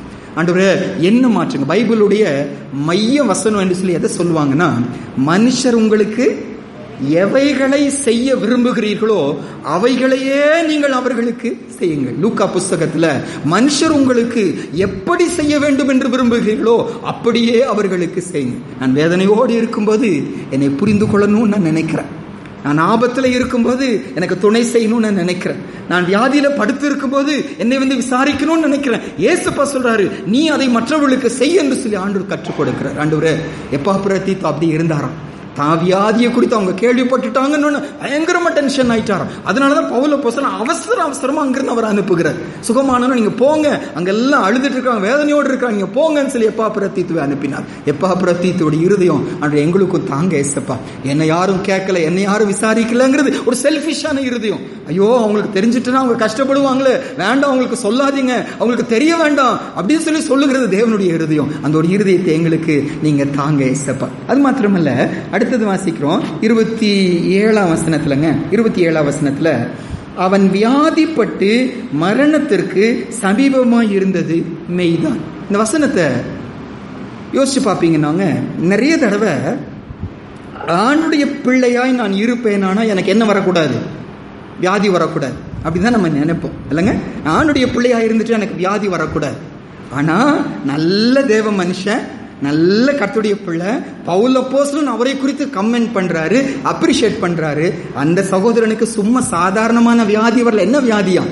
சாகர நிலைமைக்கு என்ன செஞ்சுட்டாரா? போயிட்டார். ஒருவேளை இன்னைக்கு வியாதியில இருக்கிறீங்களோ, மற்றவங்க நம்மளை குற்றப்படுத்துறாங்களோ, இவங்க பாவி, அதனாலதான் அவங்க நடந்துட்டு இருக்கு, அவங்க இருதயம் சரியில்லை, அதனாலதான் இருதயத்துல பிரச்சனை, அவங்க கை சரியில்லை, அதனாலதான் கையில பிரச்சனை, என்னமோ சொல்லி குற்றப்படுத்துற நிறைய சத்தத்தை கேட்டுக்கொண்டிருக்கும் போது நமக்கு முன்னால் எப்பாப்ரோதீத்துவை ஆண்டவர் நிறுத்தினார். இது கர்த்தர் அனுமதி கொடுத்தார். சரியாங்க? அதுல தேவனுடைய நாமம் கண்டிப்பா என்ன செய்ய மாட்டோம். ஆனா நல்லது வந்து நான் யோசிச்சு பார்க்கணும். நம்ம யோசிக்க வேண்டியது, ஏதாவது பிரச்சனை வந்துச்சுன்னா என்கிட்ட ஏதாவது குறை இருக்கான்னு யோசிக்கிறோம். ஆனா நம்ம மற்றவங்களுக்கு பிரச்சனை வரும்போது அப்படி குற்றப்படுத்துகிற யோபுவின் நண்பர்களா நம்ம இல்லாம அவர்களை புரிந்து கொள்ளணும், அவளை புரிந்து கொள்ளணும். இவர் வியாதி படுக்கையில போனார். எப்பாப்ரோதீத்துவுக்கு வியாதி வருமானா எனக்கு உங்களுக்கு கண்டிப்பா என்ன இருக்கும்? வியாதி வருவதற்கு எல்லாம் வாய்ப்பு இருக்கிறது. வியாதி வருகிறதுனால நான் சாத்தானின் பிள்ளை என்று சொல்லிவிடக் கூடாது. கர்த்தர் அனுமதி கொடுக்கிறார். அதை அவர் பயன்படுத்துகிற ஒரு ஆயுதம், மனம் திரும்ப வைப்பதற்காக பயன்படுத்தக்கூடிய ஒரு ஆயுதம். எலிசா தீர்க்கதரிசி எப்படி மரித்து போனாராம்? பைபிள் சொல்லுது, வியாதிப்பட்டு தான் எலிசா என்ன செய்தாராம்? மரித்து போனார். பவுல் அப்போஸ்தலன் அவ்வளவு பெரிய தேவனுடைய மனிதன், நிறைய செத்து போன உயிரோட எழுப்பி இருக்கிறார். சாகிற வரைக்கும் அவருக்கு என்ன இருந்துட்டே இருந்துச்சாம்? ஒரு வியாதி இருந்து கொண்டே இருந்ததான். எதுன்னு சொல்லி பைபிள் விளக்கல, ஆனா ஒரு வியாதி இருந்து கொண்டே இருக்கிறது. என்னை கூட்டுகிற சாத்தானுடைய தூதனா அது இருந்து கொண்டே இருக்கிறது. அந்த வியாதி இருந்ததுனால நான் என்னை மேன்மைப்படுத்த முடியவில்லை என்று சொல்லி சொல்லத்தக்கதாக பவுல் அப்போஸ்தலன் இறுதி வரைக்கும் வியாதியிலே இருந்தாங்கன்னு சொல்லி வாசிக்கிறோம்.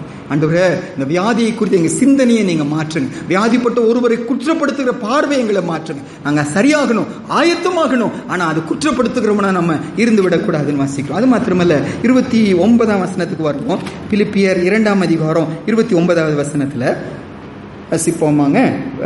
ஆனபடியினாலே நீங்கள் கர்த்தருக்குள் மிகுந்த சந்தோஷத்தோட அவனை ஏற்றுக்கொண்டு இப்படிப்பட்டவர்களை கனமாய் எண்ணுங்கள். கவனிங்க, இவனை நீங்க சந்தோஷமா ஏற்றுக்கொள்ளுங்க, இவனுக்கு செலுத்த வேண்டிய கனத்தை நீங்க செலுத்துங்க. இன்னைக்கு என்னை குறித்து இன்னொருத்தர் இவங்க கனத்துக்குரியவர் என்று சொல்லி சொல்ல முடியுமா? என் வாழ்க்கை அப்படி இருக்கிறதா? கனத்துக்குரியவனா நான் இருக்கிறேனா, கனவீனத்துக்குரியனா நான் இருக்கிறேன்? என்னுடைய செயல்கள், என்னுடைய பேச்சு, என்னுடைய நடத்தை, என்னுடைய தனிப்பட்ட கிறிஸ்துவ வாழ்க்கை மற்றவங்க ஹானர் பண்ற மாதிரி இருக்கிறதா, மற்றவங்க கேவலமாய் பேசுற மாதிரி இருக்கிறதா? பவுல் அப்போஸ்தலன் கனப்படுத்துகிற அளவு, கனப்படுத்துங்கன்னு மற்றவங்களுக்கு சொல்லுகிற அளவு எப்பாப்ரோதீத்துடைய லைஃப்ல அவ்வளவு சாட்சியா இருந்துச்சு. அந்த இடத்துல என்ன வச்சு பார்க்கிறேன்? நம்மளை வச்சு பார்ப்போம். ஆண்டவரே, எங்க லைஃப் அப்படி மாற்றுங்க ஐயா, கனத்துக்குரிய பாத்திரமா எங்களை மாற்றுங்க. கனம் நாமே நம்மளை உயர்த்தி கொள்ளக்கூடாது, மற்றவங்க நம்ம உயர்த்தத்தக்கதான் என் லைஃப் இருக்கணும். அதுதான் கர்த்தருடைய பார்வையில சிறந்ததா இருக்கும். கடைசியில் இந்த 30ஆம் வசனம் அப்பவே நம்ம பார்த்தோம். ஆனா 30வது வசனத்துல வாசிக்கிறோம், ஏனெனில் நீங்கள் எனக்கு செய்ய வேண்டிய ஊழியத்தில் உங்கள் குறைவை நிறைவாக்கும்படிக்கு அவன் தன் பிராணனையும் எண்ணாமல் கிறிஸ்துவின் ஊழியத்து நிமித்தம் மரணத்திற்கு சமீபமாக இருந்தான். எப்பாப்ரோதீத்துங்க தியாகம் பண்ணினாரு. எந்த அளவு தியாகம் பண்ணினாருன்னா, மரணம் நேரிடுகிற அளவு என்ன செய்தார்? தியாகம் பண்ணினார். நம்ம உதவி செய்வோம், ஒரு லெவலுக்கு மேல என்ன செய்ய மாட்டோம்? நம்ம செய்ய மாட்டோம். ஆனா எப்பாப்ரோதீத்து அப்படி இல்லை. மரணம் வருகும், மரணம் நேரிடும் சொல்லி தெரிஞ்சோம், சந்தோஷமா அந்த காரியத்துக்கு என்ன செய்தார்? ஒப்புக்கொண்டு சாக்ரிஃபைஸ் அவ்வளோ மேன்மையா இருந்துச்சு. ஆண்டவரே, எங்களையும் அப்படி மாற்றுங்க இயேசுப்பா. பைபிள் சொல்லுது, தன்னுடைய சிநேகிதனுக்காக தன் ஜீவனை கொடுக்கிற அன்பிலும் பெரிய அன்பு ஒண்ணுமே இல்லை. அந்த அன்பு நமக்குள்ள ஊற்றப்பட்டது உண்மையானா, தேவன்பு நமக்குள்ள ஊற்றப்பட்டது உண்மையானா, எங்களையும் நீங்க அப்படி மாற்றணும். கடைசியா பிலிப்பியர் 4ஆம் அதிகாரத்துல அந்த 3 பேரை குறித்து சொல்லப்பட்ட சாட்சியை நம்ம பார்த்து முடிச்சிடலாம்.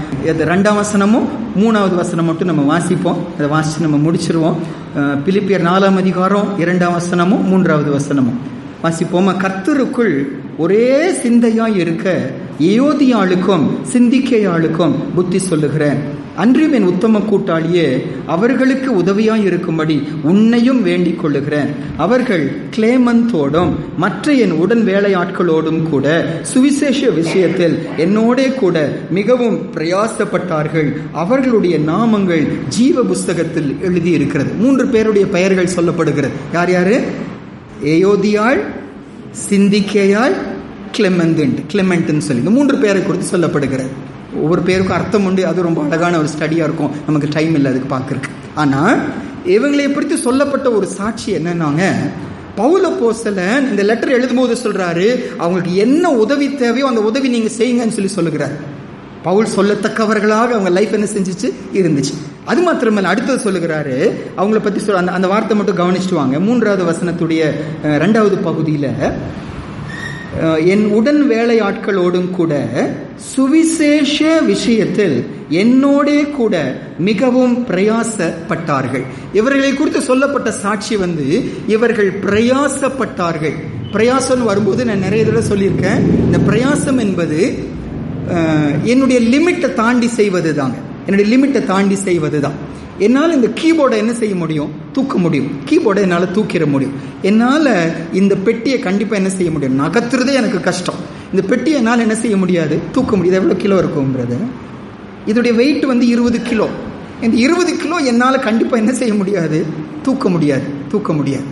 ஆனால் நாங்கள் வழியில் போயிட்டுருக்குறோம், நடந்து போயிட்டுருக்குறோம், நானும் கிறிஸ்டினாவும் போயிட்டுருக்குறோம். சடனாக ஒரு பைக் வருகிறது, மேலே இடிக்குது. கிறிஸ்டினா கீழே விழுந்துட்டா, ரத்த வெள்ளத்தில் கிடக்கிறா. எனக்கு வெயிட் அவக்கு 40 கிலோ வெயிட், இதோட 2 மடங்கு வெயிட். 40 கிலோ வெயிட் என்னால் தூக்க முடியாது. நான் சொல்வேனா, என்னை விட வெயிட் அதிகமாக இருந்தால் கூட அதை என்ன செஞ்சிருவேன்?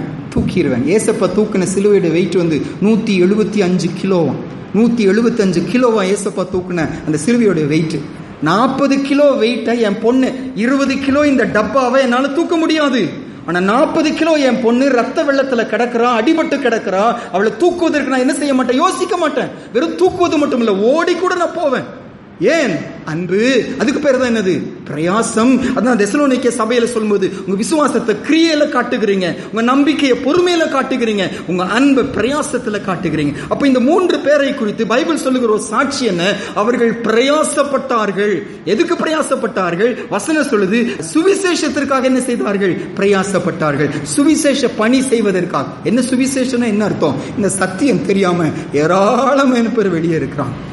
யார் உண்மை தெய்வம் என்று அறியாம நம்பிக்கையற்ற விதத்துல ஏராளமான பேர் அழிந்து கொண்டே இருக்கிறாங்க. சந்தோஷம் இல்ல, நிம்மதி இல்ல. ஏதோ சந்தோஷம் கொடுத்து தேடி போறாங்க, அது சந்தோஷம் கொடுக்கவில்லை. இந்த சுவிசேஷ பணி செய்வதற்கு இவர்கள் என்ன செய்தாங்க? பிரயாசப்பட்டார்கள். சும்மா பிரயாசப்படலையா? அங்க வார்த்தை போடப்பட்டு பிரயாசப்படுறாங்களா? மிகவும் பிரயாசப்பட்டார்கள். 40 கிலோங்கிறது பிரயாசம். 80 கிலோ. பிரியா கீழே விழுந்துட்டாங்க. பிரியா 80 கிலோன்னு வச்சுக்கோங்க. Christina 40 kilo. கிறிஸ்டினாவை தூக்கிடலாம். பிரியாவும் அடிபட்டுட்டாங்க. பிரியாவுக்கு 80 கிலோ. அந்த 80 கிலோவை நான் கண்டிப்பா என்ன செய்வேன்? தூக்குவேன். ஏன்? அவங்க மேல வைத்த அன்பு. அதுதான் மிகவும் பிரயாசம் என்பது. இந்த 3 பேரை குறித்து பைபிள் எழுதுகிறது. சுவிசேஷ விஷயத்துல இவர்கள் மிகவும் பிரயாசப்பட்டவர்கள்.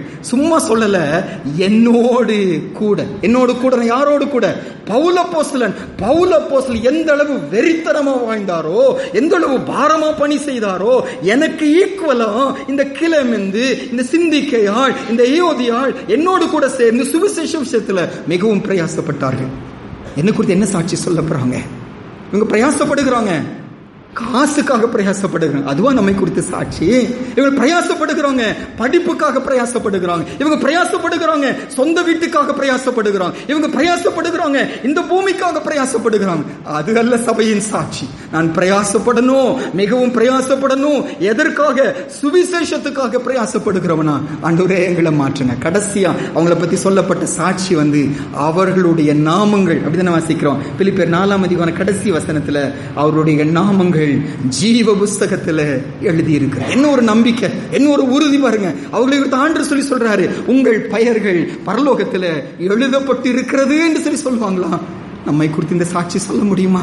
கொஞ்ச நாள் முன்னால இங்க சாயந்தர ஜெபத்தில் ஒரு சகோதரன் வசனத்தை தியானிக்கும் போது அந்த ஆண்டு சைட்ல இருந்த அந்த கள்ளனை குறித்து ஆண்டு சொன்னாரு. அந்த கள்ளனை பார்த்து இயேசுப்பா சொல்றாரு, இன்றைக்கு நீ என்னோடு கூட பரதேசில் இருப்பாயிரு அவனை பார்த்து சொன்னார். உறுதியா சொன்னாரு, நீ பரலோகத்துக்கு வரப்போற.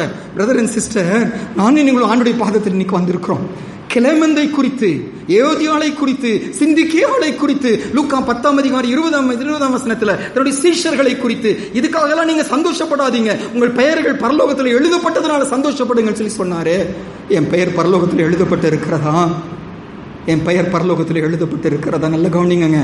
நான் ஊழியனா இருக்கலாம், நம்ம எல்லாரும் தானுடைய பிள்ளைகளா இருக்கலாம், ஆண்டுக்காக தியாகம் பண்ணி இருக்கலாம். ஆனா என் பெயர் பரலோகத்தில் எழுதப்படலைன்னா நான் யாராயிருந்தாலும் உள்ள எனக்கு என்ன இல்லை, என்ட்ரி இல்லை. யாருடைய பெயர் எழுதப்படும்? இயேசுவின் ரத்தத்தினால கழுவப்பட்டவர்கள் தான். நான் பாவி என்று ஒத்துக்கொண்டு இயேசுவின் ரத்தத்தினால கழுவப்பட்டு இயேசுவை உள்ளத்துல ஏற்றுக்கொண்டு அவரை ஆண்டவரை எஜமானாயிருந்து அவருடைய வார்த்தையின்படி வாழ்ந்து முடித்தவர்கள் பெயர்கள் என்ன செய்யும்? பரலோகத்தில் எழுதப்படும். நல்ல கவனிங்க, எழுதப்பட்ட பெயர்களை கிறுக்கி போடும் ஆண்டுக்கு என்ன இருக்கு? வல்லமை இருக்கிறது. ஒருவேளை ஒரு காலத்துல எழுதப்பட்டிருந்துச்சு, இன்னைக்கு என் வாழ்க்கை மோசமா போனதுனால கிறுக்கி போடுகிற நிலைமை இருக்கிறதா? தள்ளப்படுகிற நிலைமையில இருக்கிறதா? ஆண்டவரே மனம் திரும்புகிறேன். அப்படியே கண்களை மூடுவோமாங்க, எழுந்துச்சு நிற்போமா. என்ன கொஞ்சம் பொறுத்து கொள்ளுங்க, எனக்கு தெரியும் லேட் ஆயிடுச்சுன்னு சொல்லி. ஆனாலும் ஆண்டவர் நம்மோடு பேச விரும்புகிறாரு. நமக்கு முன்னால சாட்சிகள் ஆண்டவர் நிறுத்தி கேட்கிறாரு, உன்னுடைய சாட்சி என்ன மகனே, மகளே, உன்னுடைய சாட்சி என்ன? நான் வேற காரியத்தை குறித்தெல்லாம் ரொம்ப பேசல, கடைசியில சொல்லப்பட்ட வார்த்தைக்கு மட்டும் நம்ம ஒப்பு கொடுத்து நம்ம முடிக்க போகிறோம். உங்க பெயர்கள் ஜீவ புஸ்தகத்துல எழுதப்பட்டு இருக்கிறதா? யோசிச்சு பார்ப்பீங்களா? சடனா மரணம் வரும்னா ஆண்டவர் முன்னால போய் நிற்கும் போது புஸ்தகம் திறக்கப்படும். அந்த புஸ்தகத்தில் பெயர் எழுதப்பட்டு இருந்தாதான் மீட்கப்பட்டவர்கள் மட்டும்தான் உள்ள நுழைவாங்க. தீட்டுள்ளதும் அருவருப்பையும் பொய்யை நடப்பிக்கிற ஒன்றும் உள்ளே நுழைகிறது இல்லைன்னு வசனம் சொல்லி சொல்லுது. தீட்டு இருக்கிறதா பிரதர், சிஸ்டர்? தீட்டு இருக்கிறதா? கர்த்தருடைய பார்வையில அருவருப்புகள் எனக்குள்ள இன்னைக்கு இருக்கிறதா? ஆண்டவர் வேதனைப்படுத்துகிறேனா? ஆண்டவரை துக்கப்படுத்துகிறேனா? இந்த வாழ்க்கை தப்புன்னு தெரியுது, இந்த கீழ்ப்படியாமை தப்புன்னு சொல்லி தெரியுது, இந்த பெருமை தப்புன்னு சொல்லி தெரியுது, இந்த விட்டு கொடுக்காத நிலைமை தப்புன்னு சொல்லி தெரியுது, மனைவியை நேசிக்காதது தப்புன்னு தெரியுது, கணவனுக்கு கீழ்ப்படியாதது தப்புன்னு தெரியுது. தொடர்ந்து செய்து கொண்டே தீட்டுப்படுத்தி கொண்டே இருக்கிறோமா? நல்ல கவனிங்க. தீட்டுப்பட்ட ஒருவரும் இந்த ராஜ்யத்துக்குள்ள நுழைய முடியாது. ஆராய்ந்து பாருங்க. ஆண்டவர் பார்த்து ஒப்பு கொடுங்க. ஆண்டவரே, கிளமந்தை குறித்து சொன்னீங்களே, சிந்திக்கை ஆளை குறித்து சொன்னீங்களே, ஏயோதி ஆளை குறித்து சொன்னீங்களே, என்னை குறித்து சொல்லத்தக்கதா என் வாழ்க்கை இப்பொழுது மாற்றுங்க ஆண்டவரே. தாமதம் பண்ண வேண்டாங்க. இன்னைக்கு ஆண்டு உங்களோடு கூட பேசுகிறார். கடைசி நேரமா இருக்கலாம் பிரதர், இது கடைசி நேரமா இருக்கு. இன்னைக்கு தான் முதல் முறையா ஆராதனைக்கு வந்த ஒரு சிலர் இருக்கிறீங்க. ஆண்டு உங்களை பார்த்து பேசுகிறாரு. இருதயத்தை ஆண்டு கையில ஒப்பு கொடுங்க. ஆண்டு உங்களை மதம் மாற சொல்லி சொல்லல, ஆண்டு உங்களை வேற எந்த காணிக்கை கொடுக்க சொல்லி சொல்லல. உங்க முடிவு பரலோகமா இருக்கணும். எங்க பாரம், எங்க ஏக்கம், கண்ணீர் எல்லாம் என்னன்னா யாருமே இறுதியில வெளியே நின்று விடக்கூடாது, உன்னை அறியேன் என்று துரத்தி விடப்படக்கூடாது. நித்திய நித்தியமாய் கர்த்தரோடு கூட வாழணும். அன்று ராஜ்யத்தில் நுழையணும். பரலோகத்தில் மிகுந்த சந்தோஷத்துக்குள்ள நானும் நீங்களும் நுழையணும். பிரதர் அண்ட் சிஸ்டர், ஒப்பு கொடுப்பீங்களா? ஐயா அம்மா ஒத்து கொடுப்பீங்களா? இது தப்புன்னு தெரிஞ்சு தொடர்ந்து போயிட்டே இருக்கிறீங்களா? வட்டி வாங்குவது தப்புன்னு தெரியுது, வட்டி வாங்கிட்டே வாழ்ந்து கொண்டே இருக்கிறீங்களா? பொய் சொல்வது தப்புன்னு தெரியுது, தொடர்ந்து பொய் சொல்லிக் கொண்டே இருக்கிறீங்களா? அநியாயமாய் சம்பாதிப்பது தப்புன்னு தெரியுது, அநியாய சம்பாத்தியம் வந்து கொண்டே இருக்கிறதா? கசப்புகள் தவறுன்னு தெரியுது, கசப்புல நீடித்து கொண்டே இருக்கிறோமா? மன்னிக்காம இருந்தா பரலோக ராஜ்யத்துக்கு போக முடியாதுன்னு சொல்லி தெரியுது, மன்னிக்காமலே வாழ்ந்து கொண்டு இருக்கிறோமா? வேண்டாம் பிரதர், சிஸ்டர் வேண்டாம் பிரதர், அம்மா வேண்டாங்கம்மா, ஐயா வேண்டாம். உங்க முடிவு நரகமா இருக்க வேண்டாம். அதற்கு ஆப்போசிட் வேதனையில இருந்த இடம். புழுக்களே ஒரு படுக்கை, பூச்சிகளே என் போர்வை, இரவும் பகலும் அவங்க வேதனைப்பட்டு கொண்டே இருப்பாங்க. அங்க ஓய்வே இராதுன்னு வசனம் சொல்லி சொல்லுது. வேண்டாங்க, அந்த இடத்துக்கு யாரும் போக வேண்டாம். ஆண்டுட்டு ஒப்பு கொடுப்போமா? ஆண்டு உங்களை நேசிக்கிறாரு. கர்த்தருடைய வார்த்தை இன்னைக்கு உங்க பக்கமா வருகிறது. தன்னுடைய சகோதரனை அங்கீகரிக்க ஆசைப்படுகிறாரு. தன்னுடைய வேலையாட்களா நியமிக்க ஆசைப்படுகிறாரு. அவரோடு கூட சேர்ந்து போர் சேவகர்களா கர்த்தருக்காக போர் செய்ய கர்த்தர் ஆசைப்படுகிறாரு. அவருடைய மெசஞ்சரா கர்த்தர் பயன்படுத்த ஆசைப்படுகிறாரு. குறைச்சலோடு இருக்கிறவருக்கு உதவி செய்கிற ஒரு மனிதனா, ஒரு மனுஷியா என்னை பயன்படுத்த ஆண்டவர் ஆசைப்படுகிறாரு. அவருடைய உள்ளம் போல என்னுடைய உள்ளத்தை மாற்ற ஆசைப்படுகிறாரு. ஒப்பு கொடுப்போமா? சேர்ந்து செபிப்போமாங்க. எல்லாரும் கண்ணில் மூடிக்கொள்வீங்களா? தயவுசெய்து எல்லாரும் கண்ணில் மூடிக்கொள்ளுங்க. எல்லாரும் கண்ணில் மூடிக்கொள்ளுங்க. ஆண்டவர் உங்களை நேசிக்கிறாருங்க. என்னோடு கூட ஒத்துழைப்பீங்களா? ஒரே ஒரு நிமிஷம். நீங்கள் யாராக இருந்தாலும் இந்த நேரம் மட்டும் எந்திரிச்சிட்டு போகாதீங்க. ஆண்டவர் நம்ம நடுவில் கிரியை செய்கிற ஒரு நேரம். அவர் அசட்டை பண்ணாமல், அப்பா என்னை ஒப்பு கொடுக்குறேன்ப்பா, என்ன உங்கள் கையில் ஒப்பு கொடுக்குறேன். இது வரைக்கும் எப்படியோ வாழ்ந்துட்டு சுவாமி, மறைஞ்சிருந்து நான் பின் வாங்கி போயிட்டேன், துரோகம் பண்ணிட்டேன், உங்களுடைய அன்புக்கு நான் துரோகம் பண்ணியிருக்கிறேன், உங்களுடைய நம்பிக்கைக்கு துரோகம் பண்ணிட்டேன். இன்னைக்கு மறுபடியும் ஒரு விஷயம் ஒப்பு கொடுக்குறேன் அப்படி சொல்கிறவங்க இருப்பீங்கன்னா அப்படியே கைகளை உயர்த்தி கீழே போட்டுருங்க. யாரும் கண்களை திறக்க வேண்டாம், தயவுசெய்து யாரும் கண்களை திறக்க வேண்டாம். ஆண்டவர் நம் நடுவில் கிரியை செய்கிற ஒரு நேரம், ஆவியானவர் நம் நடுவில் அசைவாடி கொண்டிருக்கிற ஒரு நேரம், மங்கி எறிகிற தீரியை ஆண்டவர் கொழுந்து பிரகாசிக்கிற விளக்காய் மாற்றுகிற ஒரு நேரம் இது. ஆண்டவரே, என்னை நான் அர்ப்பணிக்கிறேன். எனக்காக தான் நீங்க பேசுறீங்க, எனக்கு அந்த நிச்சயம் இல்லை ஆண்டவரே. நான் இன்னும் உலகத்துக்கும் உமக்கும் 2 எஜமானுக்கு ஊழியம் செய்து கொண்டே தான் இருக்கிறேன். என்ன மன்னிங்க ஐயா, என்ன நான் ஒப்பு கொடுக்குறேன், என்ன நான் ஒப்பு கொடுக்குறேன் சொல்றவங்க இருப்பீங்கன்னா கைகளை தூக்கி கீழே போட்டுருங்க. நானும் பார்க்கல, யாருமே பார்க்க வேண்டாங்க, கர்த்தர் மட்டும் அந்த கரத்தை பார்க்கட்டும். இன்னும் யாராவது இருப்பீங்கன்னா, ஐயா என் பெயர் பரலோகத்தில் எழுதப்படணும், என் பாவத்தெல்லாம் மன்னிங்க, என்னுடைய மகனா மகளா ஏற்றுக்கொள்ளுங்க, என்னுடைய ஆலயமா ஏற்றுக்கொள்ளுங்க, என் முடிவு சமாதானமா இருக்கணும், நான் நித்திய நரகத்துக்கு போகக்கூடாது ஆண்டவரே, என்னை ஒப்பு கொடுக்குறேன். ஒப்பு கொடுக்குறீங்க. நீ யாரா இருப்பீங்கன்னா கைகளை உயர்த்தி கீழே போட்டுருங்க. ஜெபம் பண்ண போறோம். அப்படியே கண்களை மூடிக்கொள்ளுங்க. ஆண்டவரே, இந்த மதிய நேரத்துக்காக உமக்கு ஸ்தோத்திரம். இருதயத்தின் ஏக்கம், இருதயத்தின் பாரம், ஒருவராவது கெட்டு போகக்கூடாதுப்பா, ஒருவராவது நரகம் போகக்கூடாதுப்பா. எல்லாரும் உங்க ராஜ்யத்துக்கு வருவதுதான் உடைய ஏக்கம், உடைய பாரம். ஏசப்பா, இன்னைக்கு யாரெல்லாம் தங்களை உங்க கையில் அர்ப்பணிச்சாங்களோ அந்த கையை பிடிச்சுக்குங்க ஐயா, ஆச்சரியமா நடத்தி செல்லுங்க. இன்றிலிருந்து ஒரு வித்தியாசமான ஒரு நபரா, வேறு இருதயம் உள்ளவர்களா, வேறு ஆவி உள்ளவர்களா கர்த்தர் நடத்த போவதற்காக ஸ்தோத்திரம். ஒருவேளை ஆன்லைன்ல ஒரு சிலர் எங்களோடு கலந்து கொண்டு இருக்கிறாங்க, ரெக்கார்டிங் மூலமா இதை கேட்டு கலந்து கொண்டிருக்கோங்க. பல இடங்களில் உலகத்துல பல மூலையில் இருந்து ஒருவேளை இதுல கலந்து கொள்வாங்க, இந்த வசனத்தை கேட்பாங்க. யாரா இருந்தாலும் அவங்க ஒப்பு கொடுக்கும் போது கைகளை பிடித்துக் கொள்ளுங்க. ஏசப்பா, இந்த தேவன் என்றென்றைக்கும் உள்ள சதா காலங்களிலும் எங்களுடைய, என்னுடைய, நம்முடைய தேவன் மரண பரியந்தம் நம்மை நடத்துவார். மரண பரியந்தம் நடத்துகிற தேவனே, இவளை நடத்தி செல்லுங்க. இந்த மனுஷனும் நம்பத்தக்கவன் அல்ல ஆண்டவரே, கவர்மெண்ட் ஜாப் நம்பத்தக்கது அல்ல ஆண்டவரே, இந்த சொத்துக்கள் நம்பத்தக்கது அல்ல, இந்த சரீரம் நம்பத்தக்கது அல்ல, நம்பிக்கைக்குரியவர் நீர் ஒருவர் தானதற்காக நன்றி ஏசப்பா. யாரெல்லாம் ஒப்பு கொடுத்தாங்களோ முற்று முடிய ரட்சிக்க வல்லவரே, உங்க கையில நாங்க அர்ப்பணிக்கிறோம். இங்கேயும் பவுல்கள் இருக்கிறாங்க, இங்கேயும் தீமோத்தேயுகள் இருக்காங்க, இங்கேயும் அப்புறம் தீத்துக்கள் இருக்கிறாங்க, இங்கேயும் யோதியாக்கள் இருக்கிறாங்க, இங்கேயும் சிந்திக்கையாள் இருக்கிறாங்க, இங்கேயும் கிளமெண்ட் இருக்கிறாங்க. அதற்காக ஸ்தோத்திரம். வித்தியாசமாய் வருகிற நாட்களில் உங்க நாமத்தின் மகிமைக்காக நீங்க பயன்படுத்த போவதற்காக நன்றி. எல்லா துதி கன மகிமை உமக்கு செலுத்துகிறோம். இயேசுவின் மூலம் ஜெபிக்கிறோம் நல்ல பிதாவே, ஆமென்.